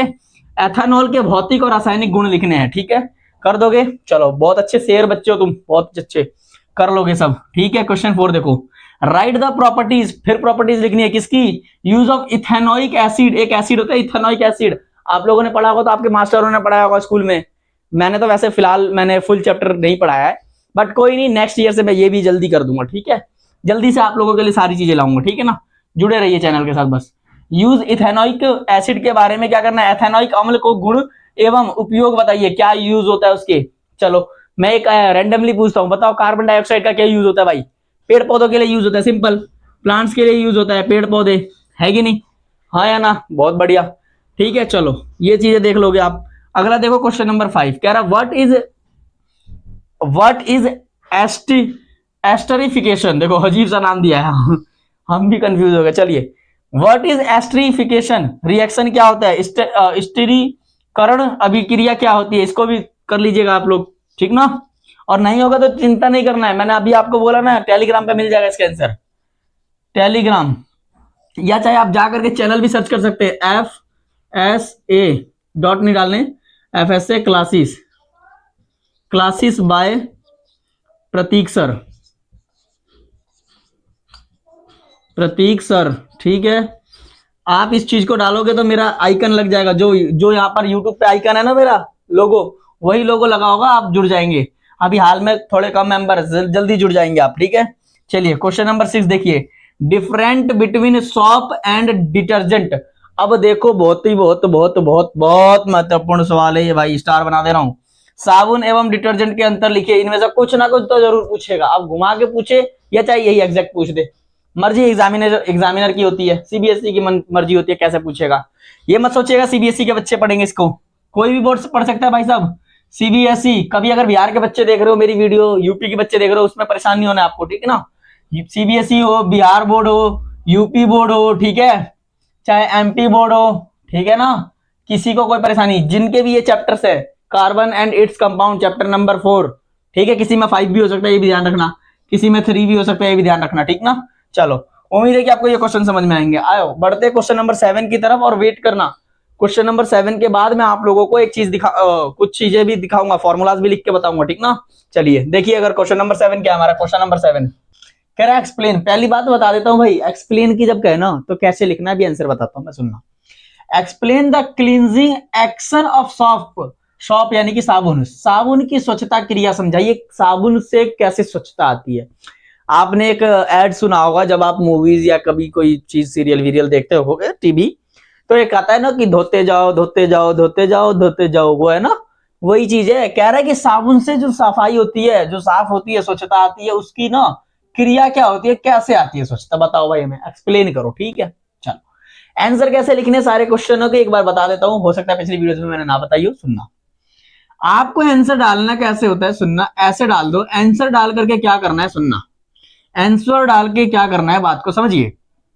आपको क्या, सुनो, आपको कैसे करना है, आप जब एग्जाम में जाओ, एग्जाम हॉल में बैठो, तो क्वेश्चंस लिखने के तरीके, मान के चलिए आपके पास ये है कॉपी, क्या है भाई, ये आपके पास होती है कॉपी, बोर्ड कॉपी होती है, ठीक है, इधर से ये ब्लैंक होता है, ठीक ना, मतलब लाइन होती है खींचने के लिए। अब सुनिएगा बात को, अब आपको क्या करना है ना भाई साहब, एक बात विशेष ध्यान रखना, अगर आप बढ़िया नहीं पढ़ रहे हो, आपको अगर अपने आप को लगता है कि भाई मैं कहीं फेल हो सकता हूं, तो कुछ नहीं करना, आपको क्वेश्चन नंबर 1 2 3 4 इस तरीके से करते हुए लास्ट क्वेश्चन नंबर 32 इस प्रकार से यहां तक इस तरीके से जाना है।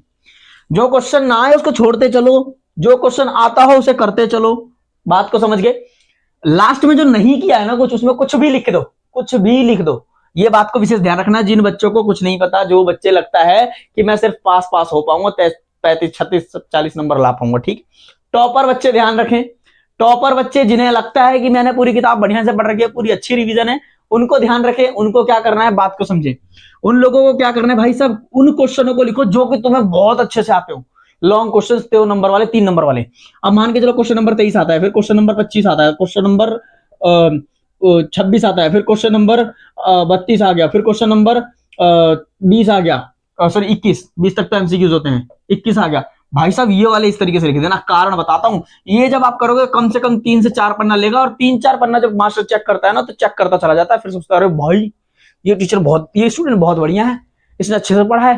तो जब आगे जाकर के जो क्वेश्चन आपको नहीं आ रहे और तब आप अटेंड करते हो ना, कुछ भी दिख के आते हो ऐसे इस तरीके से, और जब उसमें दिक्कत आती है, जब उसमें परेशानी आती है, तो वो टीचर के दिमाग में, अगर मैं भी एक टीचर हूं, मैं भी टेस्ट चेक करूं, तो मैं यही सोचूंगा कि भाई उस बच्चे ने जब बढ़िया लिखा है, यहाँ कुछ भी गलत करेगा ना, 3 नंबर का भी होगा तो 2 नंबर देकर के अपने आप चला जाएगा टीचर, क्योंकि आपने स्टार्टिंग की कॉपी बहुत अच्छे से करी, ठीक है। चलिए आगे बढ़ते हैं, अपना क्या क्वेश्चन करना है, बात को समझना, बात को समझना। आपको क्या करना था, आपको क्या करना था, मैंने जैसा कि आपको बताया है कि भाई साहब आप लोगों को यहां कुछ चीजें दे रखी हैं, 1 2 3 4 5 6, जैसे कि methane, ethane, propane, butane, pentane, hexane. इसका एक फॉर्मूला तो जरूर दे देता है, बोलता है फॉर्मूला लिखो, उसका स्ट्रक्चर बनाओ, कहीं ना कहीं पूछ देता है, ठीक है। चलिए ये पूछ रहा है भाई साहब, सी एच है, सी 1 है, H4 है, सी यहीं लिख दो, सी यहीं लिख दो, 1 2 3 4 कर दो, क्या कर दो, 4 कर दो, लिख दो H H H H। हो गया भाई साहब, हो गया भाई साहब, कोई दिक्कत नहीं हुई। कह रहा C2 है, मैंने कह दी भाई C2 है। H6 है, 1 2 3 इधर हो जाएगा, 1 2 3 इधर हो जाएगा, H इधर लिखो, H इधर लिखो, H इधर लिखो, H फिर H फिर H। बताओ हाँ या ना, मजा आ रहा है कि नहीं आ रहा भाई साहब? मजा आ रहा है? कमेंट करते चलो, लाइक करते चलो, सब्सक्राइब करते चलो और शेयर करते चलो अपने दोस्तों में, ताकि उन लोगों को भी ये चीजें पता लग जाए। ठीक है, क्या दिया है, C3H8 कर दो भाई। कितना है, C3 है, C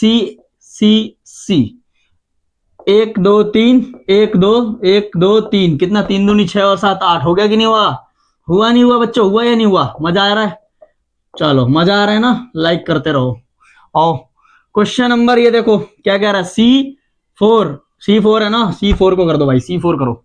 चलो इसको थोड़ा सा छोटा कर लेने दो, नीचे भी आ जाएगा। यहां ऐसे कर देता हूं, H H H।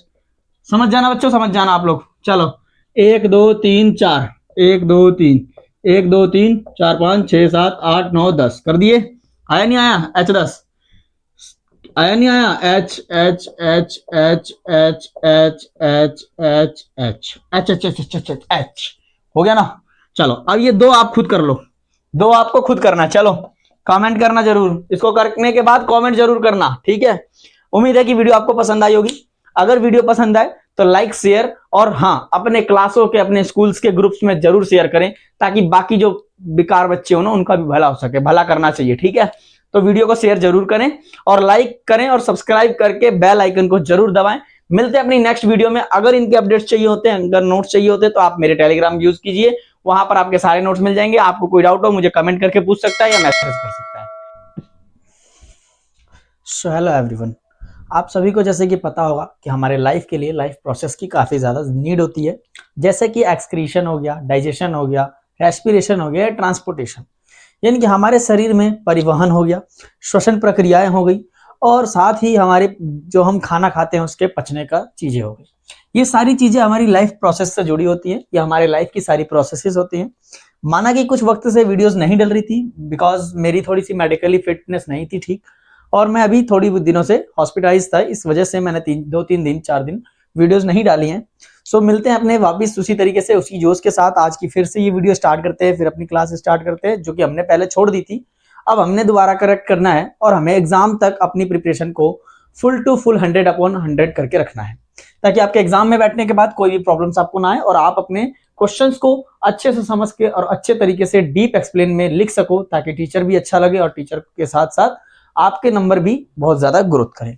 So start करते हैं अपना क्वेश्चन नंबर 1 है, जो हमारा चैप्टर नंबर क्या है, 5 है भाई, लाइफ प्रोसेसेस, यानी कि जीवन प्रक्रिया के बारे में चैप्टर है। पहला क्वेश्चन जो अधिकतर बार पूछता होगा, क्वेश्चन कह रहा है कि व्हाट आर लाइफ प्रोसेसेस। पहले ये बताइए कि लाइफ प्रोसेस होता क्या है, यानी कि डेफिनेशन, यानी कि जो भी हम अपनी लाइफ में करते हैं वो हमारी प्रोसेसेस होती है। सांस लेना एक लाइफ प्रोसेस का हिस्सा है, ठीक है। ट्रांसपोर्टेशन, हमारे खून का ऊपर से नीचे तक, ऊपर नीचे दौड़ना, वो भी हमारा लाइफ प्रोसेस का हिस्सा बनता है, और उसका नाम बताना है, साथ ही एक्सप्लेन करना है, यानी कि जीवन प्रक्रिया क्या है उनके नाम लिखकर समझाइए। नाम का मतलब ये हो गया बेटा, यहाँ पर आप लोगों को डाइजेशन लिखना है, डाइजेशन हो गया, यानी कि पाचन तंत्र हो गया, पाचन तंत्र हो गया आपका। दूसरा हो जाएगा, यहाँ पहला ही हो गया, तो दूसरा आपका क्या हो जाएगा, रेस्पिरेशन हो जाएगा, RESPIRATION, रेस्पिरेशन हो गया, यानी कि श्वसन प्रक्रिया, श्वसन प्रक्रिया हो गई, ठीक है भाई। इसी प्रकार के सारे आपको ऐसे जितने भी होंगे हमारी लाइफ प्रोसेस के पार्ट्स, वो सारी चीजें लिखनी है, जैसे एक्सक्रीशन, ट्रांसपोर्टेशन, सारी चीजें। उम्मीद है कि आपको ये क्वेश्चन समझ में आ गया होगा और आप इसको कर भी लेंगे। आगे क्वेश्चन नंबर 2 देखते हैं। क्वेश्चन नंबर 2 क्या कहता है, कह रहा है एक्सप्लेन रेस्पिरेशन। भाई साहब श्वसन प्रक्रिया को एक्सप्लेन करो। कैसे करोगे? हम जो सांस लेते हैं उसी के ऊपर एक्सप्लेन करना है। कैसे करते हैं? इनहेल एक्सहेल, इनहेल करते हैं तो हमारा डायफ्राम नीचे की ओर जाता है, एक्सहेल करते हैं तो डायफ्राम ऊपर की ओर आता है। ये सारी चीजें इसके अंदर एक्सप्लेन करनी है, और in human with diagram, diagram भी बताना है। प्लस में ये पूछ रहा है ह्यूमंस के अंदर रेस्पिरेशन पूछ रहा है, ना कि एनिमल्स के अंदर, सॉरी एनिमल्स यानी कि प्लांट्स के अंदर, ठीक है। तो आपको ये इस तरीके से फेफड़ा, एक इधर से दूसरा फेफड़ा, बीच में से इस तरीके से, ठीक है, पाइपलाइंस होती हैं, ठीक है, यहाँ पर से यूं तरीके से एक करीब से इस प्रकार से ये सारी चीजें होती हैं, ठीक ना।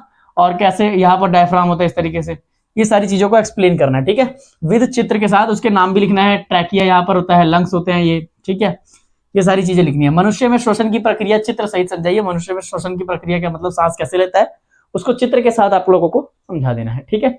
उम्मीद है कि मजा आ रहा होगा आपको इस क्लास के साथ। अगर मजा आ रहा है तो एक अंगूठा दबाए और लाइक करें इस वीडियो को और शेयर भी करते रहे अपने दोस्तों में, ताकि उन लोगों तक भी ये क्वेश्चंस पहुंच पाए। और हर उस बच्चों को नीड होगी जिन बच्चों ने स्टार्टिंग से ही तैयारी नहीं की होगी, तो भाई उसको जरूर भेजे अपने उस क्लासमेट को, दोस्त को, चाहे वो तुम्हारा दोस्त हो या दुश्मन। किसी का भला करना ही अपनी भी भलाई होती है, ठीक है। चलिए क्वेश्चन नंबर 3 देखिएगा। डिफरेंटेट यानी कि डिफरेंस बताना है बिटवीन, किसके बीच में बताना है, एरोबिक और एनएरोबिक। जैसा कि मैंने आप लोगों को एक बात बताई थी भाई साहब, आप लोगों को जुड़ना है किसके, मेरे टेलीग्राम चैनल पर। टेलीग्राम चैनल पर आप लोगों को जुड़ जाना है, उसका चैनल का नाम है FSA क्लासेस _CLASSES क्लासेस, इस तरीके से है। इस पे ज्वाइन हो जाना, आपको इसका आंसर भी मिल जाएगा, इसका आंसर भी मिल जाएगा। और बहुत मोस्ट चीजें डाल रहा हूँ उस पे, मैथ्स के भी काफी चीजें डाल पा रहा हूँ, मैथ्स की इस पे पॉसिबल हो नहीं पा रही है, इस वजह से मैं उस पे डाल रहा हूँ, उसको भी देखिएगा। बहुत मोस्ट इंपोर्टेंट क्वेश्चन जो कि 100% एग्जाम में आएंगे, बिल्कुल देखना। अगर ना आए तब बोलना कि भाई साहब ठीक नहीं पढ़ाया FSA वालों ने, ठीक है। चलो फिर बोलना है क्या, वायवीय और अवायवीय, यानी कि वायवीय क्या होता है और अवायवीय श्वसन क्या होता है, इसके अंदर बीच में अंतर लिखना है। आपको मैंने भेजा होगा, इस तरीके से होगा वो, एक इधर से एरोबिक का होगा, ये यहाँ एनएरोबिक का होगा, ठीक है। इस प्रकार से फिर यहाँ पर कुछ लाइनें इस तरीके से लिखी होती है, और ऐसा ही करना भी आपको कॉपी में, बोर्ड की कॉपी में। मैंने एक शॉर्ट्स भी डाली है और अपने पिछली क्लास में भी मैंने बताया था आप लोगों को कि भाई एग्जाम की पेपर सीट कैसे लिखनी है, टॉपर वाली, ठीक है। क्वेश्चन नंबर 4 देखिए, explain transportation, transportation in human beings. क्या कह रहा है, मनुष्य में परिवहन की प्रक्रिया को समझाइए। प्रक्रियाएं ही नहीं समझानी, साथ के अंदर इसके अंदर दोनों चीजें बतानी है। क्या बतानी है भाई, नसों के नाम, जैसे कि आपके क्या बतानी है, एक वेन्स होती है, एक वेन्स होती है और एक आर्टरीज होती है, ठीक है। उसके साथ साथ इसके अंदर ये भी चीजें बतानी है क्या क्या चीजें ट्रांसपोर्ट होती हैं, क्या चीजें ट्रांसपोर्ट होती है, जैसे कि आरबीसी होगी, red blood cell, white blood cell, ठीक है, प्लेटलेट्स हो गई, ठीक है। उसके साथ और भी हीमोग्लोबिन, इस तरीके से जितनी भी चीजें हमारी बॉडी के अंदर क्या होती है, ट्रांसपोर्ट होती हैं, उन सारी चीजों को लिख करके विद डेफिनेशन के साथ और फुल फॉर्म के साथ आपको यहाँ पर समझाना है। क्वेश्चन नंबर 5 कह रहा है कि एक्सप्लेन ट्रांसपोर्टेशन, ट्रांसपोर्टेशन का एक्सप्लेन करना है इन प्लांट्स के अंदर। अब प्लांट्स के अंदर ट्रांसपोर्टेशन 2 टाइप्स के होते हैं, आप लोगों को मैंने पढ़ाया था क्लास में, और अपने खास करके अपने क्लासेस के बच्चों को मैंने ये बताई थी कि भाई उसके अंदर एक फ्लोएम था, PHOLEM, फ्लोएम, फ्लोएम, ठीक है। और दूसरा क्या था, दूसरा क्या था भाई, एक तो ये हो गया, दूसरा क्या था, एक जाइलम था, XYLEM, जाइलम, ठीक है। जाइलम ये क्या होता है, जाइलम क्या करता है भाई, ये लिक्विड पदार्थ को ऊपर से नीचे करता है प्लांट्स के अंदर। फ्लोएम क्या करता है, खाने को पहुंचाता है ऊपर से नीचे। पौधों में परिवहन की प्रक्रिया को समझाइए, इस तरीके से इसका भी डेफिनेशन लिखनी है और कुछ कुछ पॉइंट्स लिख देने इसके, ठीक है। और इस तरीके से आपका हो जाएगा क्वेश्चन नंबर 5। आइए देखते हैं क्वेश्चन नंबर 6 क्या कहता है। ये क्वेश्चन नंबर 6 क्या कहता है ना कि व्हाट इज एक्सक्रीशन। पहले बात तो आपको एक्सक्रीशन को बताना है, ठीक है। एक्सक्रीशन लिखने के बाद उसके बाद क्या करना है भाई, मान के चलो यहाँ क्वेश्चन मार्क है, पहले इसको एक पार्ट को क्लियर कर लो इसको।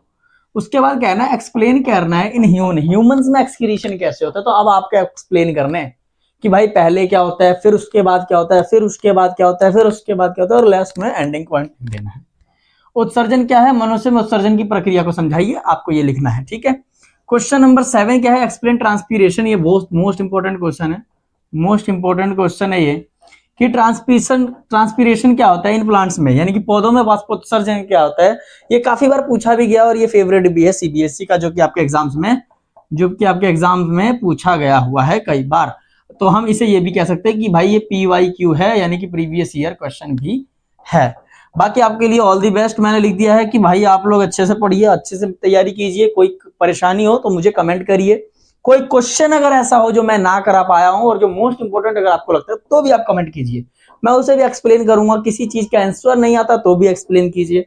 बाकी अगर आपको इन सभी के आंसर चाहिए, अभी आप इन लोगों के आंसर्स चाहिए होते हैं, तो भाई साहब आपको एक चीज मैंने बोल रखी है, आंसर के लिए आपको ज्वाइन करना है टेलीग्राम, ठीक है। वहां पर आपको PDF फॉर्मेट में ये भी मिलेगी, अपडेट्स भी मिलेंगे CBSE के एग्जाम्स कैसे होंगे, क्या सर्कुलर है, क्या चीजें हैं CBSE से रिलेटेड, वो सारी चीजें मैं यहीं पर दूंगा। और यहीं पर मोस्ट इंपोर्टेंट मैथ्स के क्वेश्चन हो, कभी भी PYQ हो, या चाहे प्रीवियस ईयर सैंपल पेपर हो, क्वेश्चन पेपर, सब चीजें आपको मैं यहाँ पर प्रोवाइड करवा दूंगा, ठीक है। तब तक के लिए आप बने रहिए और पढ़ते रहिए इस चीज को। एग्जाम ओरिएंटेड क्वेश्चंस होने वाले हैं ये सारे के सारे, ठीक है। कभी सोचा है जब कभी आपके हाथ कभी गर्म तवे पर या कभी आपके गर्म किसी भी चीज पर कोई खाना बनाते समय जब आपका हाथ टच होता है तो कैसे वो अपने आप ही पीछे हट जाता है। तो आज हम पढ़ने वाले हैं क्लास 10th का साइंस का chapter number 6, control and coordination, समन्वय और नियंत्रण।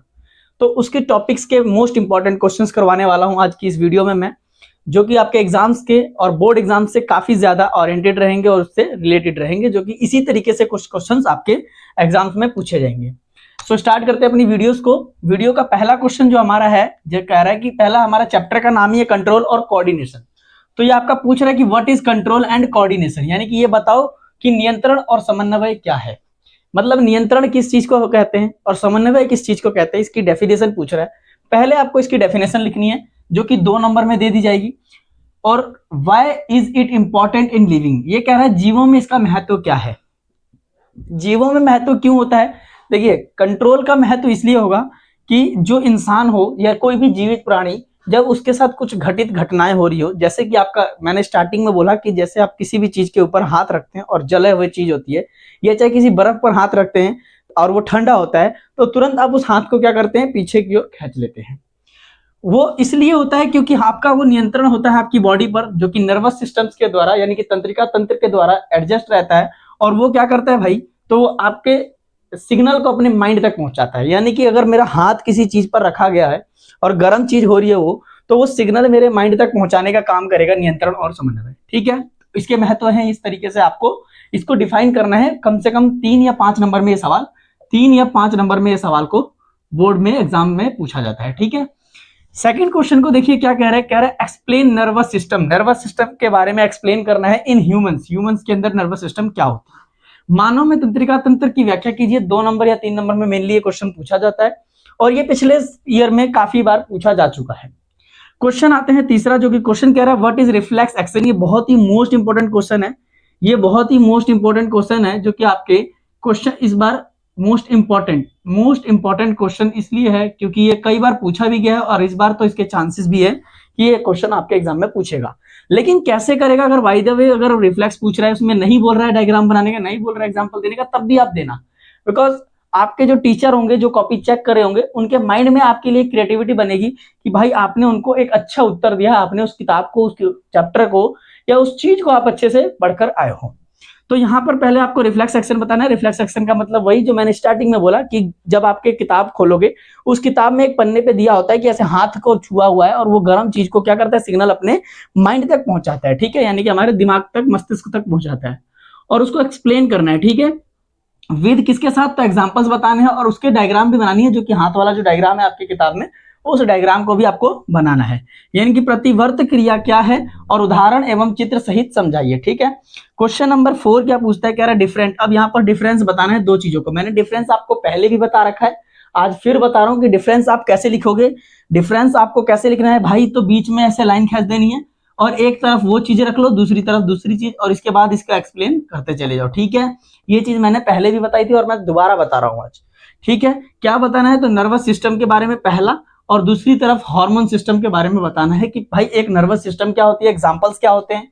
ठीक है, हार्मोन्स क्या होते हैं, हार्मोन सिस्टम क्या होता है, उसके एग्जांपल्स क्या होते हैं। ठीक है, यानी कि तंत्रिका तंत्र और हार्मोन तंत्र में अंतर लिखिए। ठीक है, ये भी मेनली 3 या 5 नंबर में क्वेश्चन पूछता है। आते हैं क्वेश्चन नंबर 5 पे, कह रहा है कि what are the hormones. Hormones क्या होते हैं, पहली बात तो ये है हार्मोन्स क्या होते हैं। हार्मोन्स बॉडी को क्रिएटिविटी देते हैं या चाहे ग्रोथ करने में हेल्प करते हैं। ठीक है, और भी कई चीजों में ये हार्मोन्स हेल्प करते हैं। तो हार्मोन्स क्या होते हैं ये बताना है आपको। फिर एक्सप्लेन करना है रोल, क्या रोल बताना है, तो रोल बताने के लिए पहले आपको कुछ रोल हार्मोन्स के नाम याद रहने चाहिए, जैसे कि टेस्टोस्टेरोन हो गया, महिलाओं में ऑस्ट्रोजन हो गया।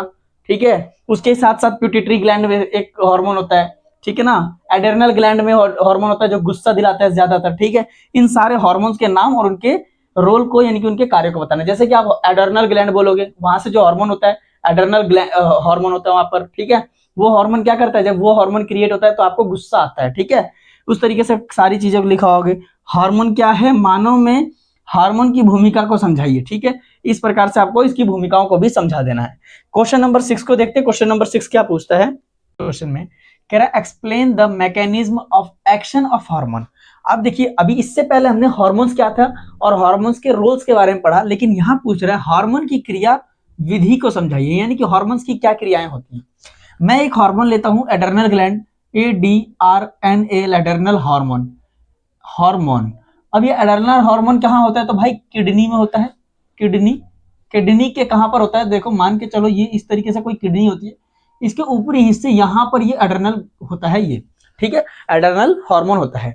अब ये हार्मोन क्या करता है, ये हार्मोन जब भी आपको गुस्सा आता है, जब कोई आपको चिड़चिड़ापन करवाता है, या जब आपको कोई गुस्सा दिलाता है, कोई आपके मर्जी के बगैर कोई जब काम करता है, तब आपका यही एड्रेनल हार्मोन जो होता है ये एक्टिवेट हो जाता है, और तब आपको क्या आ जाता है, गुस्सा आ जाता है। तो इसकी क्रिया विधि है ये, इस तरीके से क्रिया विधि को समझाना है।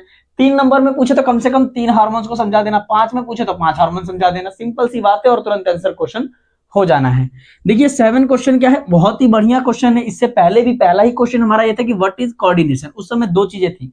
अब ये पूछ रहा है कोऑर्डिनेशन, तो पूछ रहा है लेकिन किस में पूछ रहा है भाई, तो प्लांट्स में पूछ रहा है, और फिर पूछ रहा है प्लांट्स के हार्मोन्स के बारे में बताओ। क्या पूछ रहा है भाई, पौधों में समन्वय क्या है, समन्वय क्या है पौधों में, किसमें भाई, तो पौधों में, और पौधों के हार्मोन को समझाइए। तो पहले तो समन्वय बता दीजिए, ठीक है, इसकी डेफिनेशन लिख दीजिए, और तब आपको बताना क्या है, तो भाई ऑक्सीन, जैसे कि ये प्लांट्स ग्रोथ में करता है, लेकिन हमारे ग्रोथ में क्या होता है, पिट्यूटरी ग्लैंड, हमारे में पिट्यूटरी ग्लैंड में से जो हार्मोन होता है, उस हार्मोन से क्या होता है भाई, ग्रोथ होती है। दूसरा हार्मोन का बता रहा है गिबरलिन, गिबरलिन एक हार्मोन होता है, प्लांट्स के अंदर पाया जाता है, जो कि स्टेम को क्या करता है, लंबा करता है। देखो मैंने थोड़ा सा इमोजीज टाइप में लिख दिया है भाई, थोड़ा फनी में लिख दिया है, इंग्लिश में ही, ठीक है, हिंदी को ही व्हाट्सएप चैट्स के थ्रू मैंने ऐसा तरीके से लिख दिया है, ठीक है।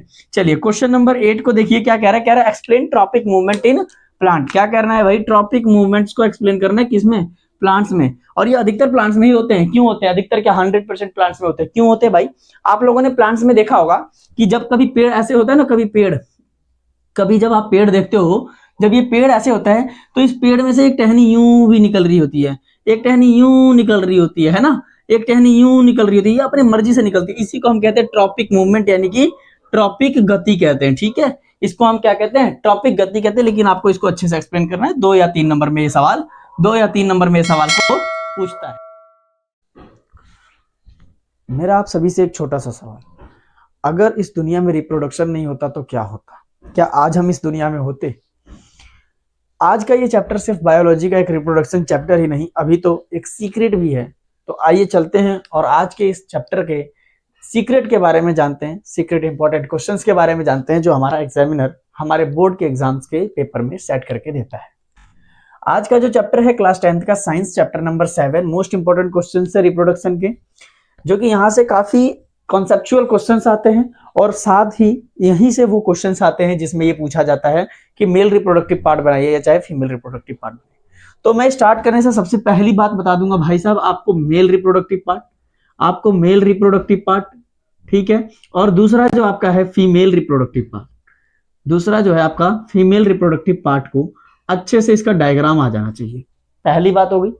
दूसरी बात, इस डायग्राम्स के नेम्स, पहले तो डायग्राम चाहिए होता है, ठीक है, दूसरा इसका नाम चाहिए होता है, नाम यानी कि ये नर होता है और ये मादा होती है, ठीक है। पहले इसका डायग्राम चाहिए, दूसरा उसका नाम चाहिए, ठीक है, और तब जाकर के इस क्वेश्चंस को पढ़िएगा। बिकॉज क्यों, क्योंकि ये क्वेश्चंस में ये कई बार पूछ दिया हो जाता है, कंफर्म नहीं होता है कि पूछेगा, लेकिन बाय द वे रैंडमली ऐसा क्वेश्चन पूछ दिया जाता है, या इन टॉपिक में से कुछ ऐसा पूछ दिया जाता है। ऐसा पूछ दिया जाएगा कि बताओ मेल रिप्रोडक्टिव पार्ट में कौन सा हार्मोन पाया जाता है, तो आपको टेस्टोस्टेरोन बताना पड़ेगा, ठीक है। आओ क्वेश्चन नंबर फर्स्ट देखते हैं क्या कहता है। कह रहा है कि व्हाट इज रिप्रोडक्शन, पहले तो बताना है रिप्रोडक्शन क्या है। रिप्रोडक्शन एक प्रोसेस है, जिस प्रोसेस के जरिए क्या होता है, हम अपने एक इंडिविजुअल, अपने जैसे किसी व्यक्ति का या किसी जानवर का या किसी भी एक थिंग का, जिसको हम जन्म देते हैं। ये इंपॉर्टेंट क्यों होता है, क्योंकि ये हमारी लाइफ को आगे बढ़ाने के लिए इंपॉर्टेंट होता है, यानी कि जनन क्या है वो बताना है, और ये आवश्यक क्यों है ये बताना। इंपॉर्टेंट क्यों है हमारी लाइफ में भाई जनन, हमारा जो रिप्रोडक्शन होता है ये हमारी लाइफ में इंपॉर्टेंट क्यों है, क्योंकि जब हम अपनी लाइफ में रिप्रोडक्शन ही नहीं करेंगे तो हमारी जो आगे के कल्चर नहीं बढ़ पाएगा, हमारा आगे का प्रोसेस नहीं बढ़ पाएगा। जैसे कि अगर हम हैं तो हमारे बच्चे होंगे, उनके भी कोई आगे बच्चे होंगे, तो इस तरीके से हमारा एक वंश चलेगा, हमारी एक फैमिली चलेगी, ठीक है। उसके लिए रिप्रोडक्शन जरूरी होता है। क्वेश्चन नंबर 2 है what are the different modes of reproduction, जनन के विभिन्न प्रकार समझाइए। पहली बात तो यहाँ पर लिखना है there are 2 types of reproduction, यानी कि 2 प्रकार के जनन हो सकते हैं। पहला होता है सेक्सुअल यानी कि लैंगिक, सेक्सुअल, हाँ लैंगिक, और दूसरा होता है असेक्सुअल अलैंगिक, जिसके अंदर सेक्सुअल जो होता है उसके अंदर 2 पीपल्स की जरूरत पड़ती है, जैसे कि एनिमल्स हो गए, ह्यूमंस हो गए, इन सब चीजों में। और असेक्सुअल की अगर बात करें तो आपको वहां पर वेजिटेटिव प्रोपोगेशन बताना है, या चाहे आपको बर्डिंग बताना है, या फ्लेमिंगेशन बताना है, इस तरीके से सारी चीजें आपको यहाँ पर बतानी पड़ती है, ठीक है। क्वेश्चन नंबर 3 है कि एक्सप्लेन असेक्सुअल। अब देखिए सेक्सुअल रिप्रोडक्शन की बोल दी अगली बात, इसने कहा है कि इसको एक्सप्लेन करना है। अब एक्सप्लेन करना पड़ेगा आपको, पूरा का पूरा डेफिनेशन लिखनी है, पूरे सेटअप्स लिखने हैं, इसके टाइप्स लिखने हैं, इसके तरीके लिखने हैं, ठीक है। असेक्सुअल क्या होते हैं, इसके एग्जांपल्स क्या होते हैं, कौन कौन जानवर या पौधे कौन कौन से आएंगे असेक्सुअल में, सारी चीजें लिखनी होंगी। और डिस्क्राइब करना है इसके पार्ट्स के टाइप्स के बारे में, यानी कि अलैंगिक जनन क्या है और इसके प्रकार कितने हैं, उस चीजों को समझाना पड़ेगा, ठीक है। ये आपके किताब में हूबहू दिया हुआ है, आप वहां से बिल्कुल डिट्टो आप एज इट इज याद कर सकते हो, जो कि बहुत आसान भाषा में दिया है। आपको यही चीज समरी में भी दी हुई होगी, जो समरी हुई है SUMMARY, जो किताब के पीछे लिखी होती है ना, जैसे चैप्टर खत्म होता है तो कुछ मोस्ट इंपोर्टेंट पॉइंट्स लिखे होते हैं, उन पॉइंट्स में मिल जाएंगे। क्वेश्चन नंबर 4 क्या कह रहा है, क्या है, एक्सप्लेन वेजिटेटिव प्रोपोगेशन। ये भी इसी का हिस्सा है, इसको बताना है इन प्लांट्स के अंदर वेजिटेटिव प्रोपोगेशन किस प्रकार होता है, क्या होता है और उसकी क्या क्या स्थितियां होती हैं, सारी चीजों को बताना है। यानी कि पौधों में वनस्पतिक जनन को समझाइए, यानी कि पौधों के अंदर वनस्पतिक जनन किस प्रकार से होते हैं। 2 प्रकार से होते हैं, एक क्या होता है, एक तो कीटाणुओं के द्वारा एक जगह से दूसरी जगह जाता है, और दूसरा एक ही पौधे के अंदर नर और मादा दोनों चीजें पाई जाती है, ठीक है, वो हो गया, ठीक है ना। अगला देखिए क्वेश्चन नंबर 5 क्या कह रहा है, व्हाट इज सेक्सुअल रिप्रोडक्शन बात कर रहा है। अब यहाँ पर सेक्सुअल रिप्रोडक्शन ये कई बार 2 नंबर में भी पूछ सकता है और 3 नंबर में भी पूछ सकता है। यहाँ सेक्सुअल रिप्रोडक्शन यानी कि लैंगिक जनन क्या होती है उसके बारे में समझाना, तो आपको यहाँ पर सब बताना पड़ेगा कि सेक्सुअल रिप्रोडक्शन उसे कहते हैं जिसके अंदर 2 व्यक्तियों की जरूरत पड़ती है, जैसे कि नर और मादा, उसके बाद उनके बीच में जो भी इंटरकोर्स होता है, उसके बाद जाइगोट फॉर्मेशन के बाद एग और ओवल्स मिलते हैं, फिर उसके बाद जाइगोट फॉर्मेशन, फिर बेबी डेवलपमेंट, और उसके बाद इस तरीके से सारी चीजों को आपको यहाँ पर लिखना है। क्वेश्चन नंबर 6 को देखिए, क्वेश्चन नंबर 6 क्या पूछ रही, डिस्क्राइब मेल रिप्रोडक्टिव। जैसे कि मैंने क्वेश्चन जब स्टार्ट किया था, आपका वीडियो स्टार्ट करते समय मैंने आप लोगों को बताई थी कि आपको 2 चीजों को विशेष ध्यान रखना है। आपको 2 चीजों को विशेष ध्यान रखना है, एक तो मेल और एक होता है फीमेल। ये 2 दिनों की रिप्रोडक्टिव पार्ट जो होते हैं ना, इनकी चीजों को याद रखें, क्योंकि इसके डायग्राम पूछ देता है। अब ये क्वेश्चन में ऐसा नहीं था, जब मैंने जहां से क्वेश्चन PYQ से उठाया था तो उस क्वेश्चन में ये चीज नहीं था, उस क्वेश्चन में ये चीज नहीं था, लेकिन ये मैंने अपनी तरफ से जोड़ दिया। बिकॉज क्यों, क्योंकि आपको इसके बारे में जानकारी अच्छे से होनी चाहिए। तो क्वेश्चन पूछ रहा है डिस्क्राइब करना है, मतलब बताना है विस्तार से कि male reproductive system in human, male reproductive system होता है वो क्या होता है, क्या काम करता है, जिसके जैसे कि तहत आपको इसमें क्या बताना है, पेनिस के बारे में बताना है, टेस्टिस के बारे में बताना है, स्पर्म जनरेशन के बारे में बताना है, ट्यूब पाइप के बारे में बताना है, साथ ही उसकी डिग्रीज बतानी है कि कितने टेम्परेचर पे रहता है, टेस्टिस हमारा बॉडी के बाहर ही क्यों पाया जाता है, अंदर क्यों नहीं पाया जाता है, उसका टेम्परेचर लेवल कितना होना चाहिए, ये सारी चीजें आपको इसमें क्वेश्चन में एक्सप्लेन करना है, ठीक है। तब जाकर के ये क्वेश्चन आपका बन जाएगा, कितने 5 नंबर का बनेगा। अगर 3 नंबर में आता तो नॉर्मल आप अपनी तरफ से इसकी डेफिनेशन और इसकी चीजों को पार्ट्स को लिख सकते हो। 5 नंबर में आए तो डायग्राम बनाना बहुत ही बेहतर होता है। मैं कहता हूँ डायग्राम अगर साइंस में जो क्वेश्चन ना भी आए ना, जो भी क्वेश्चन आपको अगर ना आए तो उस क्वेश्चन में अगर डायग्राम भी बनाओगे ना, डायग्राम बना करके भी थोड़ा सा एक्सप्लेन कर दोगे तो भी कम से कम कुछ ना कुछ नंबर मिल जाएंगे, पासिंग तक पहुंच ही जाओगे, ठीक है। अगला क्वेश्चन कह रहा है कि भाई देखो दोनों शिफ्ट की बात होती है, मैं यहाँ पर दोनों शिफ्ट की बात करूंगा क्योंकि आप लोगों के जो एग्जाम्स होते हैं वो 2 शिफ्ट में होते हैं, मॉर्निंग शिफ्ट और एक इवनिंग शिफ्ट में होते हैं, ठीक है। बिकॉज क्यों, क्योंकि गर्ल्स का शिफ्ट अलग होता है, बॉयज का शिफ्ट अलग होता है। लेकिन अब ऐसा भी है कि CBSE ने एग्जाम सी पैटर्न चेंज कर दिया, पहले सेट आने लग गए हम, और पहले भी आते थे 1 2 3, फिर 1 2 3, फिर यहाँ 1 2 3, इस तरीके से आएगा, ठीक है ना। नहीं 4 आएगा यहाँ पर, 1 2 3 4 से आएगा। जैसे अब आप लोगों की सीट कैसे बनती होगी देखनी है, आप लोगों के यहाँ पर 24 सीटें होती हैं, ठीक ना, 1 2 3 4 5 6, ठीक है।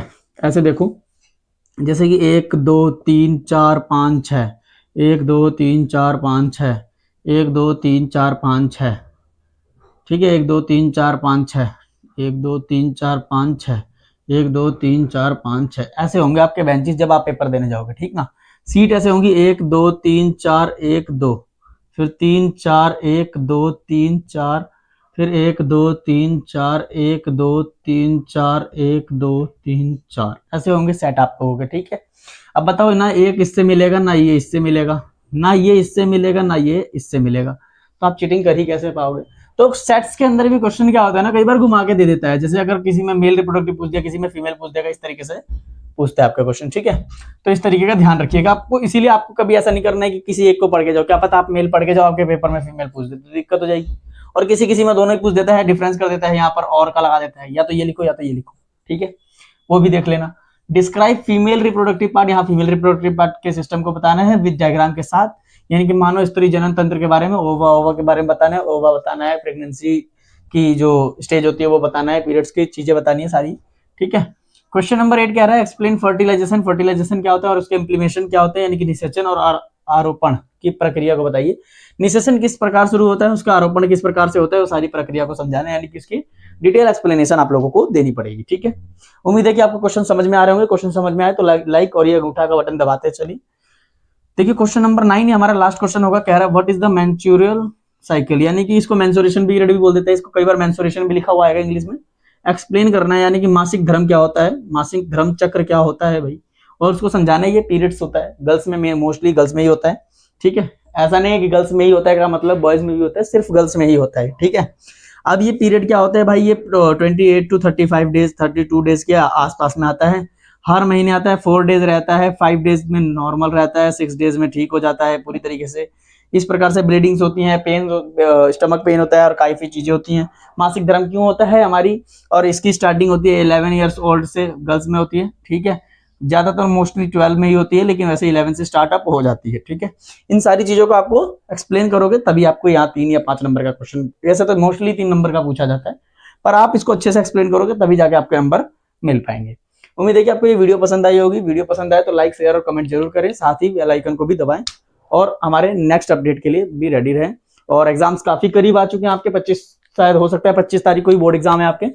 25 तारीख दूसरा महीना 2026 को ही आपका बोर्ड का साइंस एग्जाम है, उसकी प्रिपरेशन करिए। और मैथ्स की प्रिपरेशन के लिए मैंने पहले भी बोला था कि मेरे टेलीग्राम पे जुड़ जाइए, वहां पर आपके अपडेट्स, आपकी पीडीएफ आज शाम से डलने शुरू हो जाएंगी। 17 तारीख को आपका पहला पेपर होगा, उसके बाद ये आपका एग्जाम। कभी सोचा है कि किसी की हाइट उसके पापा या मम्मी की हाइट की बराबर होती है, या आपने कभी किसी को देखा होगा किसी की मम्मी की आंखें अगर ब्राउन हो तो उसकी भी आंखें उसकी जैसी सेम टू सेम ब्राउन होती हैं। तो ये सारा कॉन्सेप्ट है क्या, आखिर ऐसा क्यों होता है? किसी के पेरेंट्स के अगर बाल ब्राउन होते हैं या चाहे किसी अलग कलर के होते हैं तो same to same as it is उनका बेबी भी उसी कलर के बालों में जन्म लेता है। आखिर ये सारी प्रॉब्लम्स होती कैसे हैं, ये सारी चीजें होती कैसे हैं, आज उसी के बारे में हम आज चैप्टर पढ़ने वाले हैं, हेरिडिटी यानी कि आनुवंशिकता। किस प्रकार पेरेंट्स से लेकर के इस बच्चे तक जो हमारा ऑफस्प्रिंग होती है उस तक हमारी कैसे हमारे सारी की सारी जानकारियां उस तक आती हैं, हमारे बॉडी के नेचर्स उसके जैसे कैसे हो जाते हैं, ये सारी क्या चीजें होती हैं, इन सारी चीजों के बारे में आज हम इस चैप्टर में पढ़ने वाले हैं। आज के इस चैप्टर में मैं मोस्ट इंपोर्टेंट क्वेश्चंस के बारे में बताऊंगा, बिकॉज हमारे पास बहुत ही कम टाइम है अभी तक, क्योंकि अभी हाल ही में आपके एग्जाम्स आने वाले हैं और बोर्ड एग्जाम्स चालू हो ही चुके हैं। कल ही आपका बोर्ड एग्जाम है पहला मैथ्स का, और उसी प्रकार जैसे जल्द ही 26 या 25 तारीख को आपका साइंस का भी एग्जाम रहने वाला है। तो आप मोस्ट इंपोर्टेंट क्वेश्चंस करो और नेक्स्ट सेशन से हम इसको फुल डिटेल वीडियो के साथ पढ़ेंगे।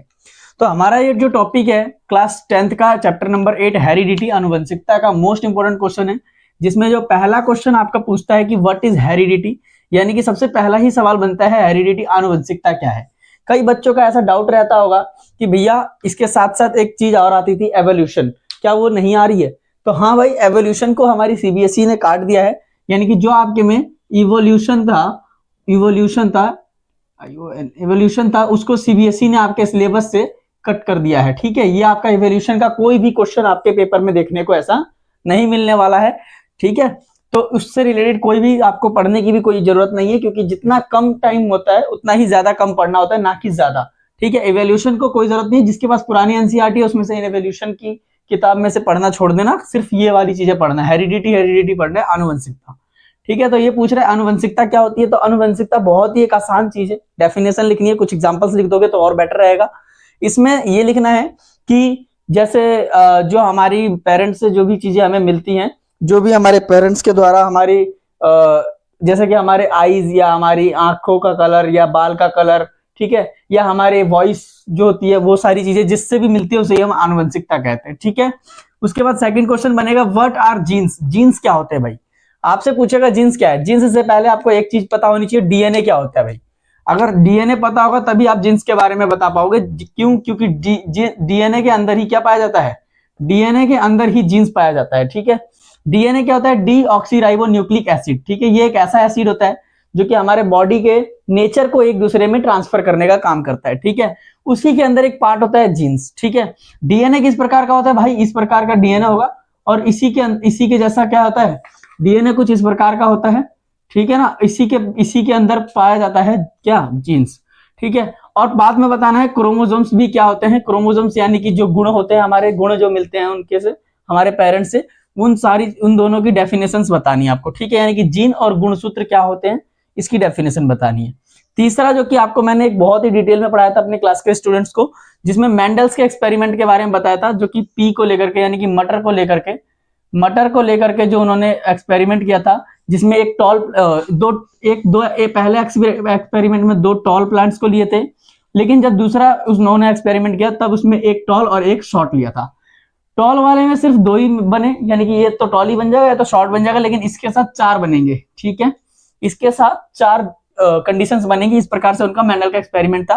तो आपको उसके बताना है कि मेंडल एक्सपेरिमेंट क्या है और उनका लॉ ऑफ डोमिनेंस क्या था, ठीक है, उनका नियम क्या था, इस चीज को अच्छे से लिखना है। और साथ ही आप चाहो तो इसको ये भी बनाकर भी आओगे तो ज्यादा इफेक्ट पड़ेगा बोर्ड पे।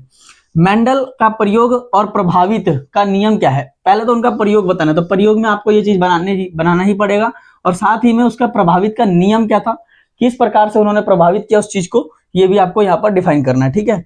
आते हैं क्वेश्चन नंबर 4 पे, कहता है कि एक्सप्लेन मोनोहाइब्रिड क्रॉस। अब मोनोहाइब्रिड क्रॉस क्या होता है, यानी कि एकल संकर संकरण क्या होता है, यानी कि मोनोहाइब्रिड मतलब एक ही चीज होता है, जैसे कि आप देख रहे होंगे कि यहाँ पर टोल और यहाँ टॉल, अब इन्हीं के बीच में संक्रमण होने वाला है, ठीक है, तो इसे हम क्या कहेंगे, मोनोहाइब्रिड कहेंगे। इसी चीज को आपको एक्सप्लेन करना है, इसका डेफिनेशन विद एग्जांपल्स के साथ, ठीक है, उदाहरण सहित समझाना है इसको, ठीक है। क्वेश्चन नंबर, ये पैराग्राफ में समझिएगा, उदाहरण सहित समझाइए पैराग्राफ में, ऐसा नहीं कि डेफिनेशन लिख दिया और सिर्फ उदाहरण लिख दिया ना, उदाहरण लेकर के समझाना है कि उससे फायदा क्या हुआ, क्या हमें रिजल्ट निकलता है, ठीक है।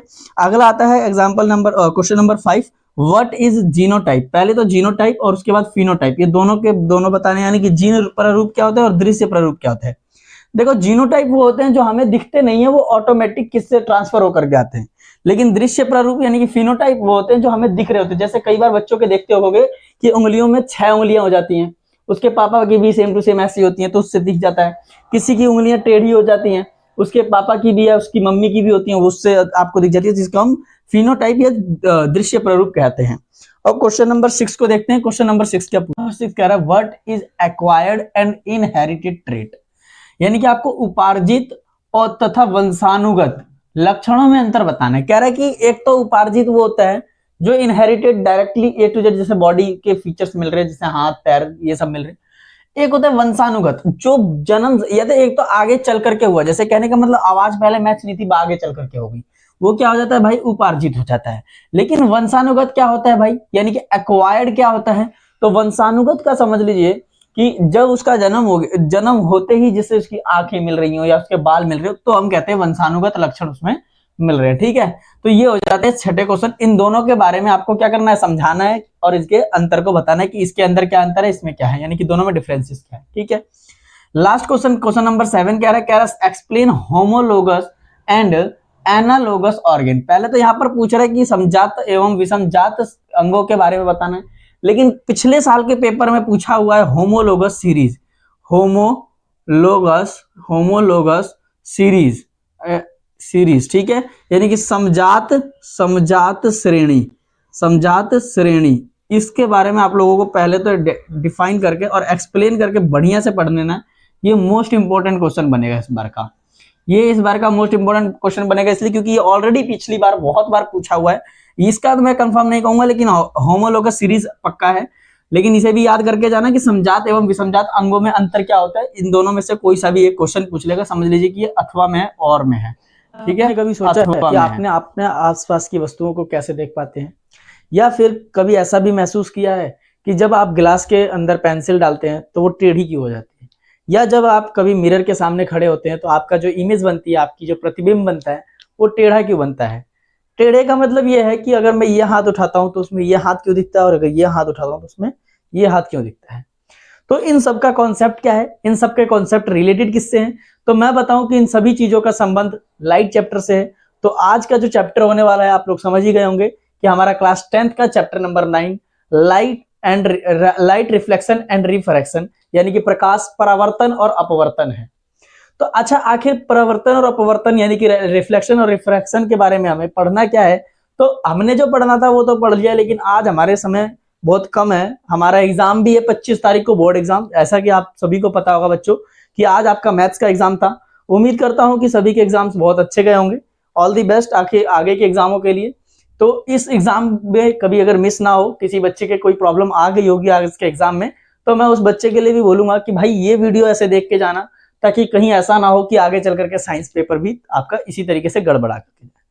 जैसे कि मेरे स्टूडेंट्स ने भी आकर के अभी जस्ट थोड़ी देर पहले बताया था, आज दोपहर में 1:30 बजे के बाद जब 2-3 बजे आए थे, तो उन्होंने मुझे बताया कि क्वेश्चंस थोड़े से टिपिकल थे, कुछ क्वेश्चंस कम भी थे, मतलब नॉर्मल थे, ठीक ठाक थे। तो इस क्वेश्चंस को देखिएगा, ये क्वेश्चंस वैसे क्वेश्चंस है जो कि आपके एग्जाम्स में कई बार देखने को मिलते हैं। सो टाइम वेस्ट ना करते हुए स्टार्ट करते अपनी इस वीडियो को। वीडियो का पहला जो क्वेश्चन है हमारा, वो कहता है, हमारा जो वीडियो का पहला क्वेश्चन है, कह रहा है what are the laws of reflection of the light. भाई मैं ये कहता हूं कि ये मोस्ट इंपोर्टेंट 5 नंबर का क्वेश्चन है। मैंने ये कहा कि भाई ये मोस्ट इंपोर्टेंट क्वेश्चन है, मोस्ट इंपोर्टेंट क्वेश्चन है किसके लिए? 5 नंबर के लिए, 3 नंबर के लिए भी हो सकता है। कहीं आप बोलो कि भाई सर ने या चाहे भैया ने ऐसा बता दिया कि भाई 5 नंबर का था लेकिन ये 3 में आ गया।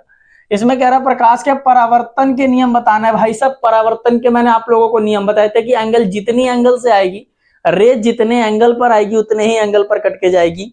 यानी कि आपका जो रे है जितने एंगल पे आएगा उतने एंगल पे जाएगा, बीच में जो है वो इंसिडेंट राइट लाइन होगी। ये 45 डिग्री तो ये भी 45 डिग्री ही होगी। ठीक है भाई, ठीक है, ये पहला ही नियम होता है। बाकी आप दूसरा नियम आप भी देख लीजिएगा और इसको बढ़िया से करके आना है। पहले तो आप क्या करना है, what are the law of reflection, पहले तो रिफ्लेक्शन की डेफिनेशन लिख देना, या चाहे पहले लाइट की डेफिनेशन लिखना, फिर रिफ्लेक्शन की डेफिनेशन लिखना, फिर उसके बाद बोलना कि प्रकाश के परावर्तन के नियम कुछ निम्न तरीके से हैं, और उसके बाद उसके ये डायग्राम बनाना है। डायग्राम जरूर बनाना है, तभी आपको थोड़ा सा टीचर भी अट्रैक्टिव होगा आपकी तरफ। और उसके बाद उसके पॉइंट्स को लिख देना है जो उसने आंसर मांगा है। क्वेश्चन नंबर 2 को देखिए, कह रहा है डिफाइन प्रिंसिपल फोकस को भाई बताना है। Principal focus and focal length of the spherical mirror. आप लोगों के चैप्टर में एक स्फेरिकल मिरर यूं इस प्रकार का बना होगा, इस तरीके से, और इसमें प्रिंसिपल भी दिया होगा और फोकल लेंथ भी दी हुई होगी। ठीक है, आपको वो चीजें क्या करना है, गोलीय दर्पण का प्रधान फोकस एवं फोकस दूरी को परिभाषित कीजिए। आप एक काम करना जरूर ना भूले कभी भी, पहले बता रहा हूं दोबारा मत बोलना कि बताया नहीं। डायग्राम बहुत ही कंपलसरी है भाई, साइंस का पेपर में डायग्राम बहुत ही कंपलसरी होते हैं, बहुत ज्यादा इफेक्ट मारते हैं एग्जाम में। उसका डायग्राम बनाना, उसके बाद इन दोनों के डेफिनेशंस को लिख देना और दर्शा देना उस डायग्राम में कि वो चीजें कहां पर है। ठीक है, क्वेश्चन नंबर 3 को देखिए, कह रहा है ड्रॉ रे डायग्राम। आपको यहाँ पर रे डायग्राम बनाना है फॉर किसके लिए, तो इमेज फॉर्मेशन के लिए। इमेज बन रही है, कैसे बन रही है, तो कॉनकेव मिरर की बन रही है। ठीक है भाई, कॉनकेव मिरर की बन रही है। एनी 2 केस, 2 केस बताने भी हैं। अवतल दर्पण द्वारा प्रतिबिंब निर्माण के लिए किरण आरेख बनाना है, किरण का आरेख बनाना है भाई।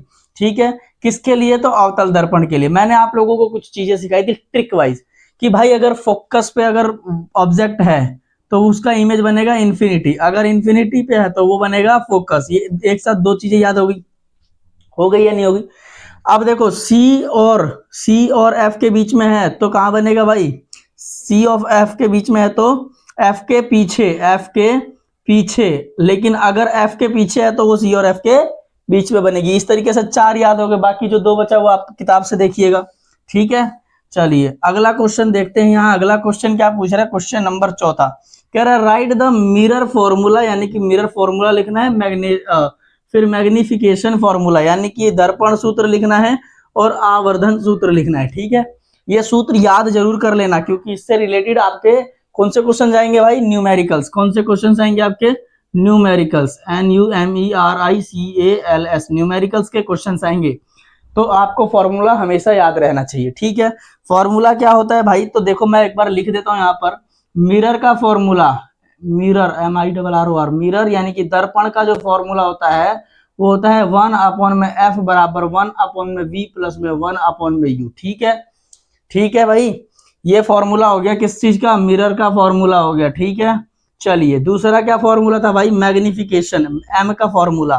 ठीक है, आवर्धन का फॉर्मूला क्या कहता है, कहता है H1/H² या चाहे -V/U।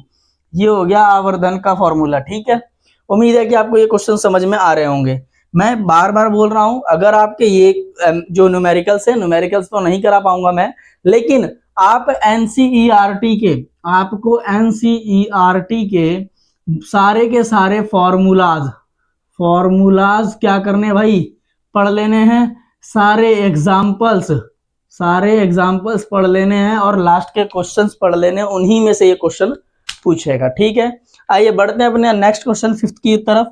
पांचवा क्वेश्चन क्या पूछता है, तो क्वेश्चन नंबर 5 कहता है कि what is refraction of light, यानी कि प्रकाश के अपवर्तन क्या है। अब देखो वहां पर रिफ्लेक्शन ऑफ लाइट था, यहाँ पर रिफ्रैक्शन ऑफ लाइट है, तो इससे अंतर क्या पड़ता है, रिफ्लेक्शन रिफ्लेक्शन ये हो गया, यानी कि आया और रिफ्लेक्ट करके चला गया इधर से। ठीक है, लेकिन यहाँ पूछा है रिफ्रैक्शन, तो देखो रिफ्रैक्शन तो दो प्रकार के हो सकते हैं भाई। क्या होता है कि ये मिरर है, क्या है ये मिरर है, ठीक है, यानी कि दर्पण है, समझिए बात को एक बार ध्यान से। या ये मिरर थोड़ा सा इधर से यूं बनेगा ये, ठीक है, यानी कि ये थोड़ा सा इस तरीके से है, वस्तु यहां तक आएगी, फिर यहां से यूं आएगी, फिर यहां से यूं चली जाएगी, यानी कि क्या होगा भाई, ये यहाँ पर टेढ़ा हो रहा है, ये क्या हो रहा है, तो टेढ़ा हो रहा है, तो ये रिफ्रैक्शन ऑफ लाइट आएगी। आप एग्जाम्पल देख सकते हैं, आप एग्जाम्पल देख सकते हैं कैसे, तो देखिए क्या करना है आप लोगों को, एक कांच का गिलास में पानी भर लेना है, ठीक है, और उसमें या तो ये कोई भी कलम या पेंसिल जब उसमें डालोगे तो वो थोड़ी सी तिरछी दिखाई देती है, वही चीज यहाँ बता रहा है, इसी की डेफिनेशन लिखेंगे यहाँ पर, मात्र 2 नंबर में ही आता है, ज्यादा भारी नहीं आता ये। ठीक है, क्वेश्चन नंबर 6 देखिए, state the laws of refraction of light. अब इनके क्या लॉज होते हैं भाई, इनके लॉ लिखने, इनके नियम लिखने, प्रकाश के अपवर्तन के नियम को लिख देना है आपको यहाँ पर। ठीक है, ये भी क्वेश्चन कर लोगे। क्वेश्चन नंबर 7 कहता है डिफाइन रिफ्रैक्स इंडेक्स। रिफ्रैक्स इंडेक्स क्या कहता है, यानी कि अपवर्तनांक की परिभाषा दीजिए। ठीक है भाई, उसके बाद लास्ट क्वेश्चन आपका है ड्रॉ रे diagram for image formation. Image formation का रे डायग्राम बनाना है विद कॉनकेव लेंस, यानी कि आरेख तो बनाना है, किस पे बनाना है, तो उत्तल लेंस पे बनाना है भाई।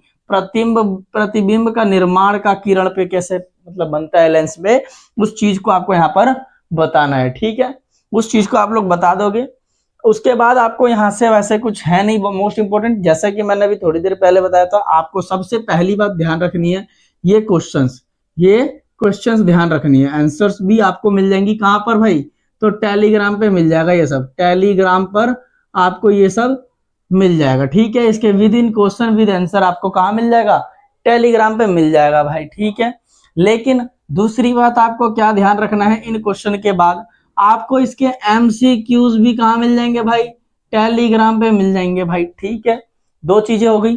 तीसरी चीज सबसे मोस्ट इंपोर्टेंट, आपको एग्जाम्पल्स करने हैं। क्या करने हैं, एग्जाम्पल्स करने हैं, प्लस में न्यूमेरिकल्स वाले, न्यूमेरिकल्स। ठीक है, न्यूमेरिकल्स वाले भी एग्जाम्पल आपको ये कर लेना है, ये मोस्ट इंपोर्टेंट बता रहा हूं मैं, मोस्ट इंपोर्टेंट। और लास्ट आपको चौथा क्या करना है, रिवाइज कर लेना है, पेपर देने से पहले एक बार रिवाइज कर लेना है, और आपका ये कॉन्सेप्ट पूरा का पूरा आज का आप सभी से ये सवाल है कि कभी ऐसा सोचा है कि हम जो इतनी रंगीन दुनिया है, हमारा जो पृथ्वी है या हमारे आसपास की जो भी चीजें हैं, जैसे आपके बगल में चेयर है, आपका टेबल है, कॉपी किताब, या चाहे जब बाहर निकलते हो तो पेड़ पौधे, इस दुनिया को किस प्रकार आप देख पाते हो, कभी सोचा है।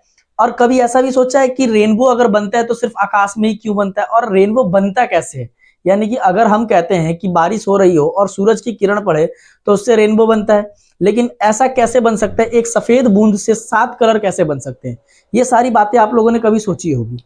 और अगर नहीं सोची है तो आओ और आज इसके साथ साथ हम इसके मोस्ट इंपोर्टेंट क्वेश्चंस भी देखते हैं। ये क्लास 10th का चैप्टर नंबर 10 है, the human I and colourful world, यानी कि मानव का नेत्र और उसके साथ साथ ये रंगीन दुनिया।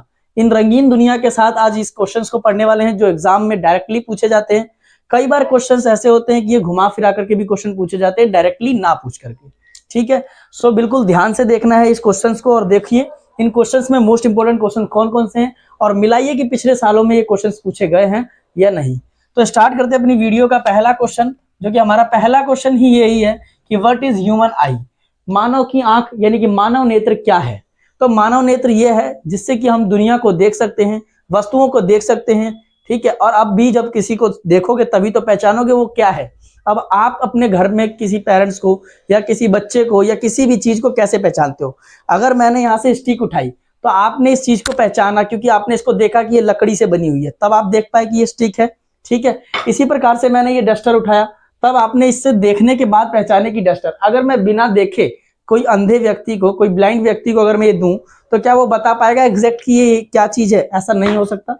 तो इन्हीं चीजों के ऊपर बताना है कि व्हाट इज ह्यूमन आई, मानव नेत्र क्या होता है, ठीक है, मानव नेत्र क्या है, और साथ ही इसका फिगर भी बनाना है। जैसा कि मैंने स्टार्टिंग वीडियो से ही बोलता आया हूं कि साइंस के जितने भी क्वेश्चंस पूछे, अगर आपको लगता है कि वहां पर आपका इमेज बन सकती है, कोई फोटो बन सकती है, तो आपको वो चीज जरूर बनानी है विद इन उसके नाम के साथ कि उनके पार्ट्स के क्या नाम है, ठीक है। इससे एग्जामिनर के ऊपर बहुत बड़ा इफेक्ट पड़ता है, ठीक है। अगला देखिए इसके ही साथ क्या है, एक्सप्लेन द स्ट्रक्चर, इसके स्ट्रक्चर को एक्सप्लेन करना है, ठीक है। जैसे कि इसमें कॉर्निया को दर्शाना है, कॉर्निया क्या है, हमारी पलकों को क्या कहते हैं, हमारे बैक साइड में क्या होती है, यानी कि आंखों की संरचना किस प्रकार की होती है, इमेज कहां बनता है, ठीक है, रेटिना कहां पर होता है, ये सारी चीजें आपको इसको बनाने के बाद आपको दर्शाना है। जैसे कि अगर मैं एक बात करूं तो ये आंख होगी और इस प्रकार से यहाँ पर ये इस तरीके की आंख है और रेटिना यहाँ पड़ता है, तो इमेज आकर के यहाँ बनती है, तब आप देख पाते हो कि वस्तु को भाई ये क्या है, ठीक है।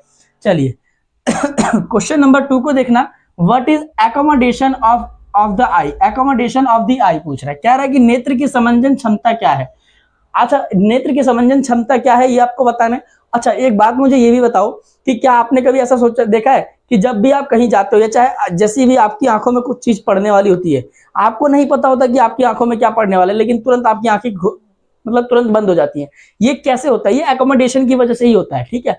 कभी धूल में जाओ, कभी कहीं ऐसा होता है आंधी तूफान आ जाती है, तब वहां पर धूल उल उड़ती है, तब देखना अपने आप ही आपकी आंखें क्या होती हैं, पलकें क्या होती है, बंद होने लग जाती है, ठीक है। बिकॉज ऑफ समंजय क्षमता होती है, ये एकोमोडेशन ऑफ द आई होती है, ठीक है, इसकी वजह से भी ऐसा कुछ होता है, ठीक है। अगला क्वेश्चन देखना है 3, what is the range of vision, हमारे आंख के हमारे देखने की क्षमता कितनी है, हम कितने दूर तक की चीजों को देख सकते हैं ऑफ अ नॉर्मल ह्यूमन आई।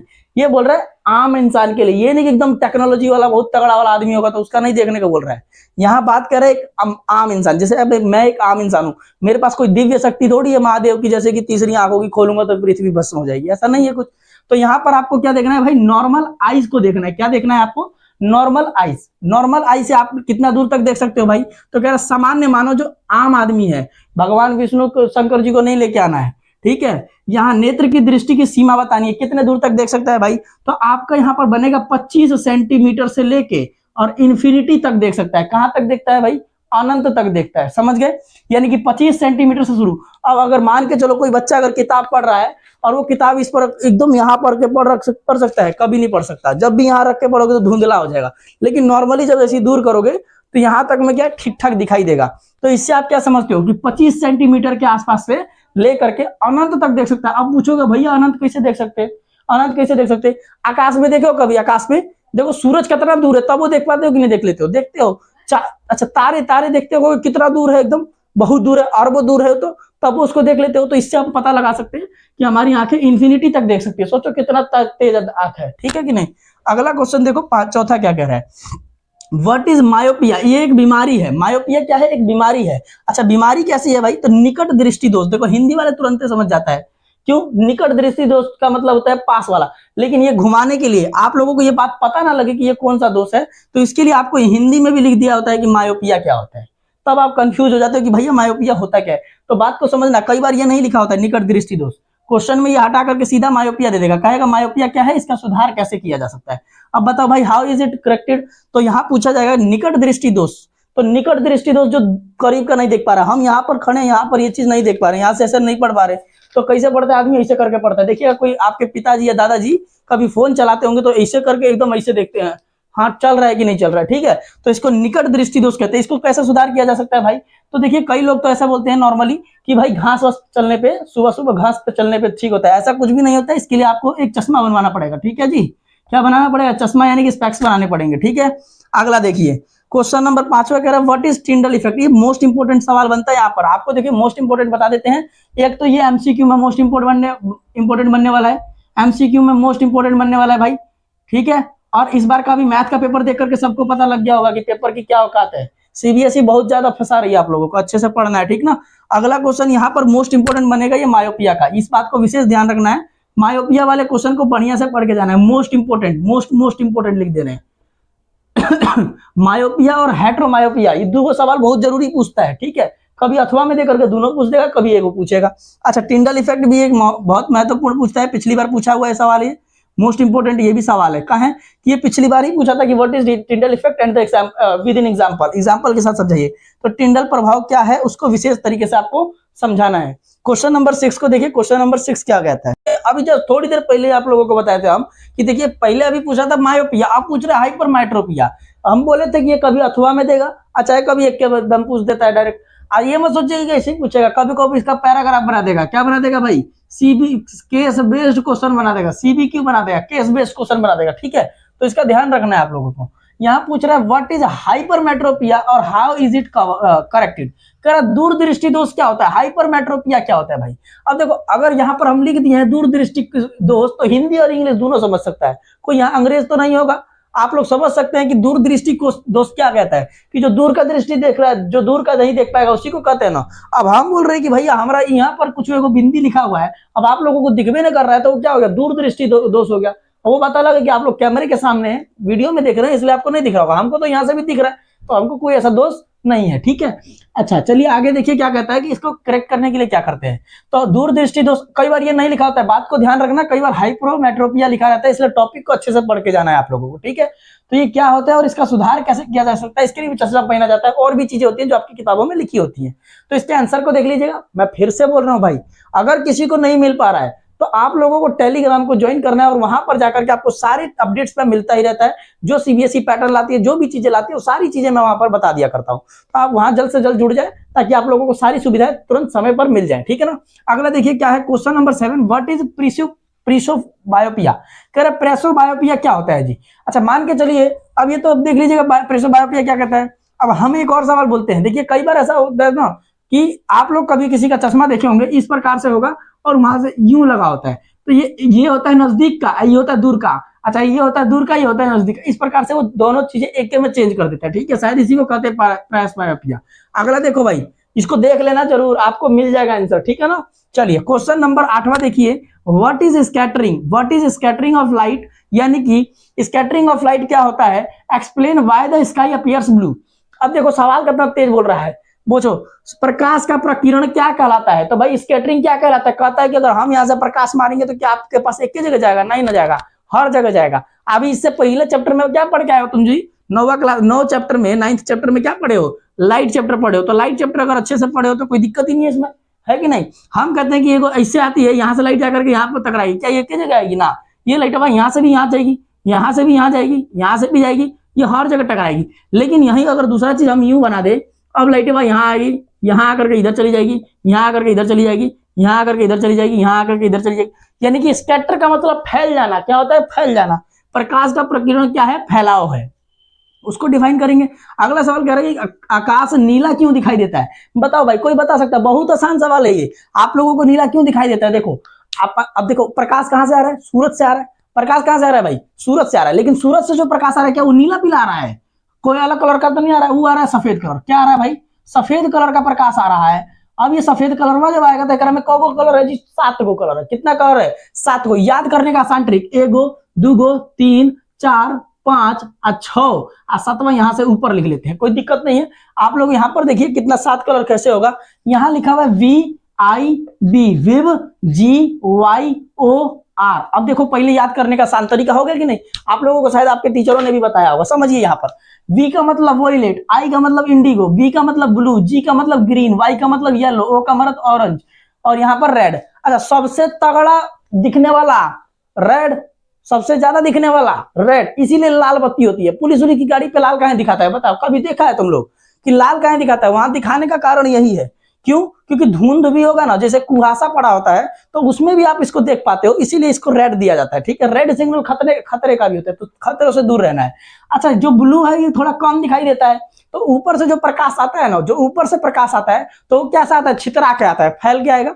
और जब वो फैल के जब आएगा तो नीचे आते आते तक ना क्या होता है, सब चीज तो फैल जाता है। ऊपर है ये ब्लू वाला बहुत कम होता है, इसके स्कैटरिंग पावर बहुत कम होती है, ये निचवा आते ही रुक जाएगा। क्या हो जाएगा, ऊपर ही रुक जाता है, तो ऊपर ही आकाश में ये फैल जाता है, इसीलिए क्या दिखाई देता है, ब्लू दिखाई देता है। यही चीज आपको यहाँ पर लिखना है। आप हिंदी वाले विशेष ध्यान दें, इंग्लिश वाले को इसको ट्रांसलेट कर लेंगे, ठीक है ना। हिंदी वालों में क्या लिखेंगे कि जब देखो पहले तो इसका डेफिनेशन लिखना, उसके बाद लिखना है आकाश नीला दिखाई देने के कारण यह है कि जैसे कि जब ऊपर से जो सूर्य से किरणें आती हैं तो किरणों में 7 कलर होते हैं, वो 7 कलर के नाम लिख देंगे आप लोग, इसी तरीके से डायग्राम बना दीजिएगा तो अच्छा लगेगा। सफेद से कितना 7 को, ठीक है। जब जैसे ही आते हैं तो उसके तहत जो लाल कलर होता है वो सबसे ज्यादा दिखने वाला कलर होता है, वो नीचे तक पहुंच जाता है, लेकिन ब्लू कलर वहां पर जो होता है, नीला कलर जो होता है वो बहुत कम दिखाई देता है, जिसके कारण क्या होता है ना कि जैसे ही वो आता है नीचे तक तो वो ऊपर आसमान में फैल जाता है। सब आसमान कैसा है, आसमान सफेद है, इसी सफेद में क्या फैल जाता है भाई, तो नीला फैल जाता है, और इसी कारण क्या हो जाता है, आकाश क्या हो जाता है, इलेक्ट्रिसिटी यानी कि विद्युत। आज हम पढ़ने वाले हैं क्लास 10th के चैप्टर नंबर 11 यानी कि इलेक्ट्रिसिटी के कुछ क्वेश्चंस के बारे में डिस्कस करेंगे। वो क्वेश्चंस जो आपके एग्जाम्स में डायरेक्टली पूछे जाते हैं या इनडायरेक्टली पूछे जाते हैं। अब आपका ये कहना होगा कि इनडायरेक्टली कहने का मतलब क्या है सर आपका?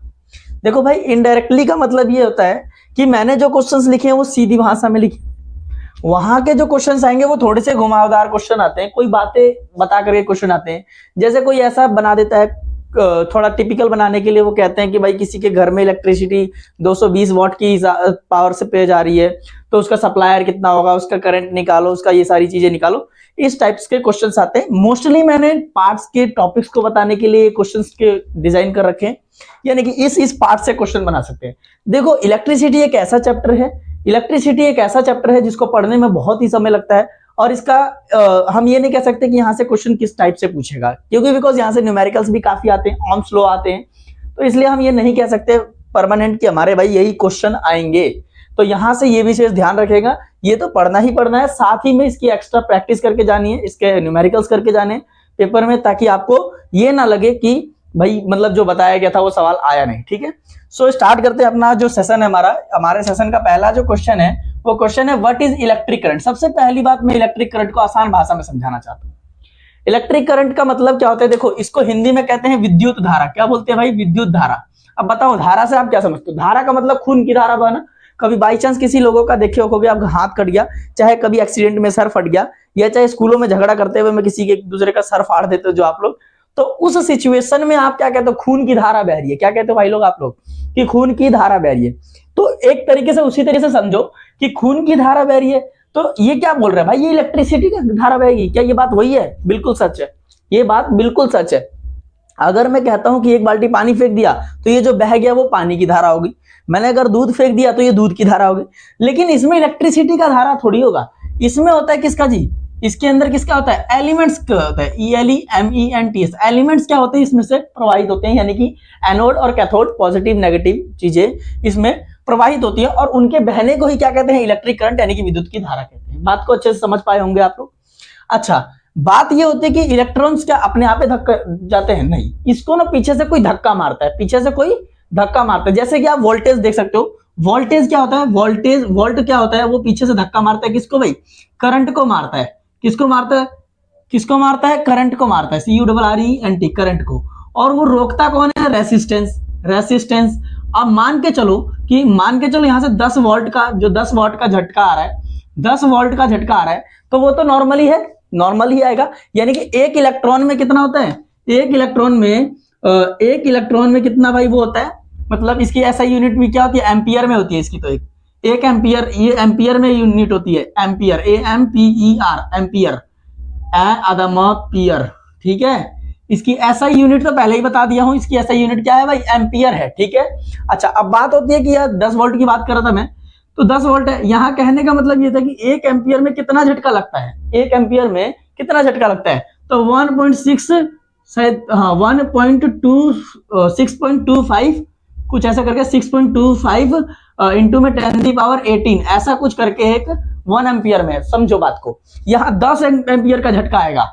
अगर यहाँ से 10 एम्पियर का वोल्ट का झटका देगा तो नॉर्मल है, लेकिन अगर गलती से 220 का झटका देगा तो भाई बहुत ज्यादा तगड़ा करंट लग जाता होगा, होता है कि नहीं? हमारे घरों में 220 वोल्ट की बिजली आती है। तो यहाँ आपको बता देना है इलेक्ट्रिक करंट क्या है, और साथ ही बताना है उसकी SI यूनिट, जो कि मैंने यहाँ पर ये बता दी है, एम्पियर। ठीक है, चलिए अगला क्वेश्चन देखिए। अगला क्वेश्चन कहता है क्या? अगला क्वेश्चन कहता है डिफाइन इलेक्ट्रिक पोटेंशियल डिफरेंस। ये बहुत ही महत्वपूर्ण क्वेश्चन है, ये बहुत ही महत्वपूर्ण क्वेश्चन है, बार बार पूछने वाला सवाल है इलेक्ट्रिक पोटेंशियल डिफरेंस। ठीक है, तो इसको अच्छे से पढ़ के जाना है, यानी कि विद्युत विभवांतर परिभाषित भाषा दीजिए। ठीक है, साथ ही आता है तीसरा भी मोस्ट इंपॉर्टेंट क्वेश्चन आता है, ये भी मोस्ट इंपॉर्टेंट क्वेश्चन ये भी आता है कि ओम का नियम लिखिए और स्टेट लिखिए। देखिए इसमें क्या होता है? वोल्ट प्रोपोर्शनल, डायरेक्टली प्रोपोर्शनल होता है किसके? करंट के। अब आप बोलोगे यहाँ तो आई लिखा हुआ है, तो आप लोग तो पढ़े लिखे हो, अब हम ऐसा नहीं कह रहे कि आप लोग पढ़े लिखे नहीं हो, ऑलरेडी आप लोगों ने पढ़ा होगा, तभी तो 10वीं का बोर्ड दे रहे हो, तो board paper, board exam, vote नहीं दे रहे हो, ठीक है। तो यहाँ पर आई का मतलब क्या होता है, करंट होता है, करंट होता है, करंट को इस सिंबल से दर्शाया जाता है, ठीक है। तो वोल्ट क्या होता है, प्रोपोर्शनल होता है किसके, करंट के। और यहां से वोल्ट निकालने के लिए करंट इनटू में रेसिस्टेंस। अब बात करते हैं रेसिस्टेंस की। रेसिस्टेंस क्या होता है भाई, रेसिस्टेंस वो होता है जो रोकता है बिजली को। क्या करता है, बिजली एकदम तेज आ रही है, अब ऐसा ना हो कि एकदम तेज आए, मान के चलो फोन चार्ज में लगा रखे हैं और एकदम तेज बिजली आए, तो एकदम से झटका मारेगा, पूरा फोन उन सब फूक फका जाएगा, ठीक है। तो उस चीज से बचाव करने के लिए हम क्या करते हैं, रेसिस्टेंस का प्रयोग करते हैं, ठीक है। अगला क्वेश्चन है फोर्थ हमारा, डिफाइन रेसिस्टेंस। अब रेसिस्टेंस को डिफाइन करिए और उसके बाद राइट इस फैक्टर्स के कारक लिखिए, यानी कारण लिखिए, इसके क्या कारण है। प्रतिरोध क्या है, प्रतिरोध का मतलब रोकना। अब कोई बाइक वाइक तेज चला के आता है तो उसको रोकने के लिए कोई चीज चाहिए ना, अगर नहीं रुकेगा तो एकदम तेज में आएगा और सीधा आगे से कोई उधर से भी निकलेगा तो एकदम टक्कर मार देगा, तो एक दूसरे को टक्कर हो जाती है। उसको बचाव करने के लिए क्या काम करते हैं, ब्रेकर को बना देते हैं, ठीक है। वही ब्रेकर का काम कौन करता है, हमारा रेसिस्टेंस यानी कि प्रतिरोध, ठीक है।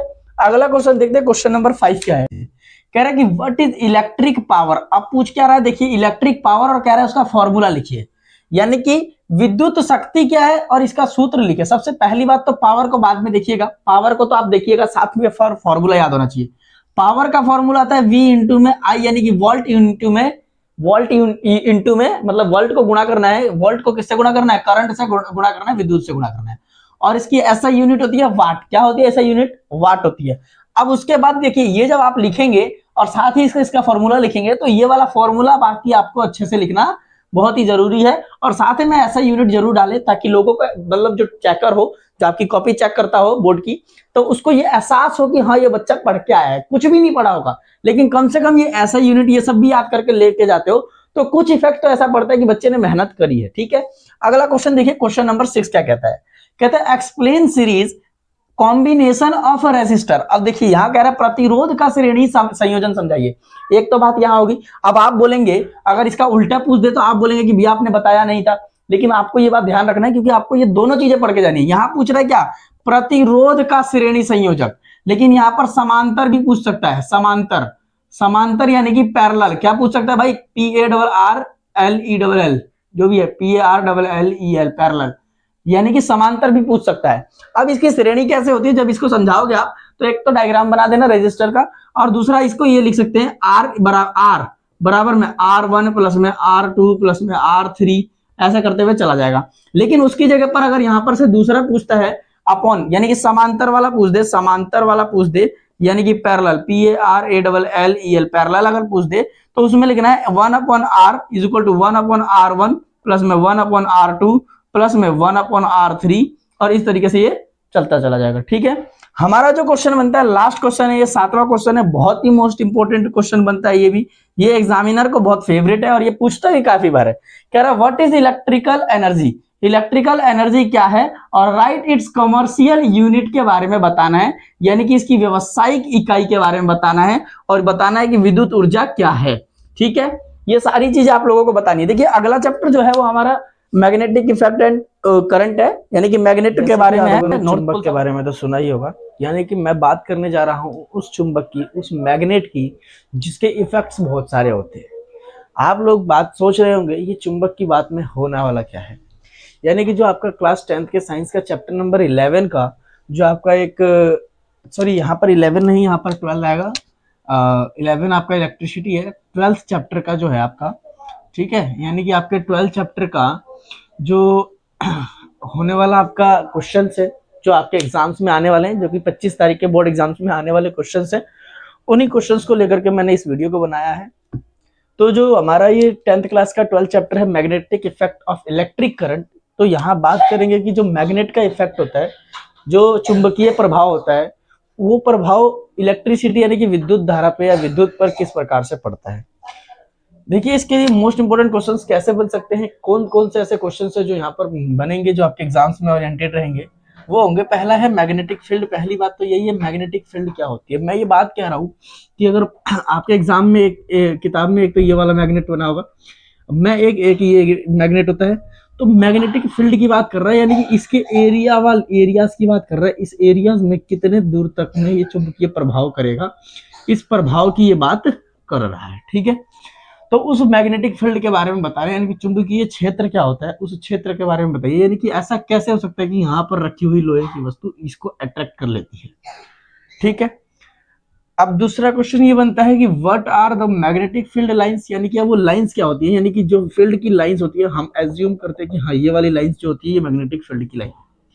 तो इस मैग्नेटिक फील्ड की लाइन और उसकी प्रॉपर्टी क्या होती है, तो प्रॉपर्टीज के गुण यही होते हैं कि इससे संपर्क में आने वाला जो इतना भी धातु होगा, जितने भी धातु होंगे जो संपर्क में आते होंगे मैग्नेट के, वो तुरंत के तुरंत क्या हो जाएंगे, अटैच कर जाते हैं मैग्नेट से। यानी कि चुंबकीय क्षेत्र रेखाएं क्या होती हैं, उन रेखाओं से क्या तात्पर्य है, और उसके गुण को लिखना है, उसके गुण लिखने हैं, यानी कि उसके फैक्टर्स को लिखने हैं जो उसके विशेषताओं को दर्शाता है। क्वेश्चन नंबर तीसरा बनेगा state right hand thumb rule, यानी कि राइट हैंड थंब रूल का मतलब आपके एग्जाम में एक थंब रूल आएगा, यानी कि जो अंगूठे का बना हुआ शेप का एक मैग्नेटिक इफेक्ट के बारे में बताएगा, उसमें से बताने, यानी कि ये समझ लो कि आपका ये अंगूठा है, तो इसमें इस तरीके से ये लाइंस होती है ये। ठीक है, इस प्रकार से ये लाइन होंगी, और इसमें से ये रूल्स बताना है कि यानी कि ये अट्रैक्टिव किस तरीके से बता रहा है, यानी कि दाएं हाथ के अंगूठे के नियम को लिखना है। इसका एक नियम लिखा होगा आपके बुक एनसीईआरटी में, उसमें से एनसीईआरटी के नियम को यहाँ पर क्या करना है, लिख देना है। मेनली 2 नंबर में पूछा जाता है, इससे ज्यादा सवाल इससे नहीं आता है। क्वेश्चन नंबर जो 4 है, ये फ्लेमिंग्स लेफ्ट हैंड, ये बहुत ही इंपॉर्टेंट बनता है, ये 3 नंबर में भी पूछ देगा या चाहे 4 नंबर में भी पूछता है, 3 या 4 नंबर में भी पूछ देता है। फ्लेमिंग का बायां हाथ नियम समझाइए। उसका बायां हाथ का नियम क्या था, बायां का मतलब ये लेफ्ट हैंड की बात कर रहा है, ना कि राइट हैंड। ठीक है, क्वेश्चन नंबर 5वां जो हमारा है वो व्हाट इज इलेक्ट्रोमैग्नेटिक, ये भी मोस्ट इंपोर्टेंट बनता है 4 से 5 नंबर वाले में।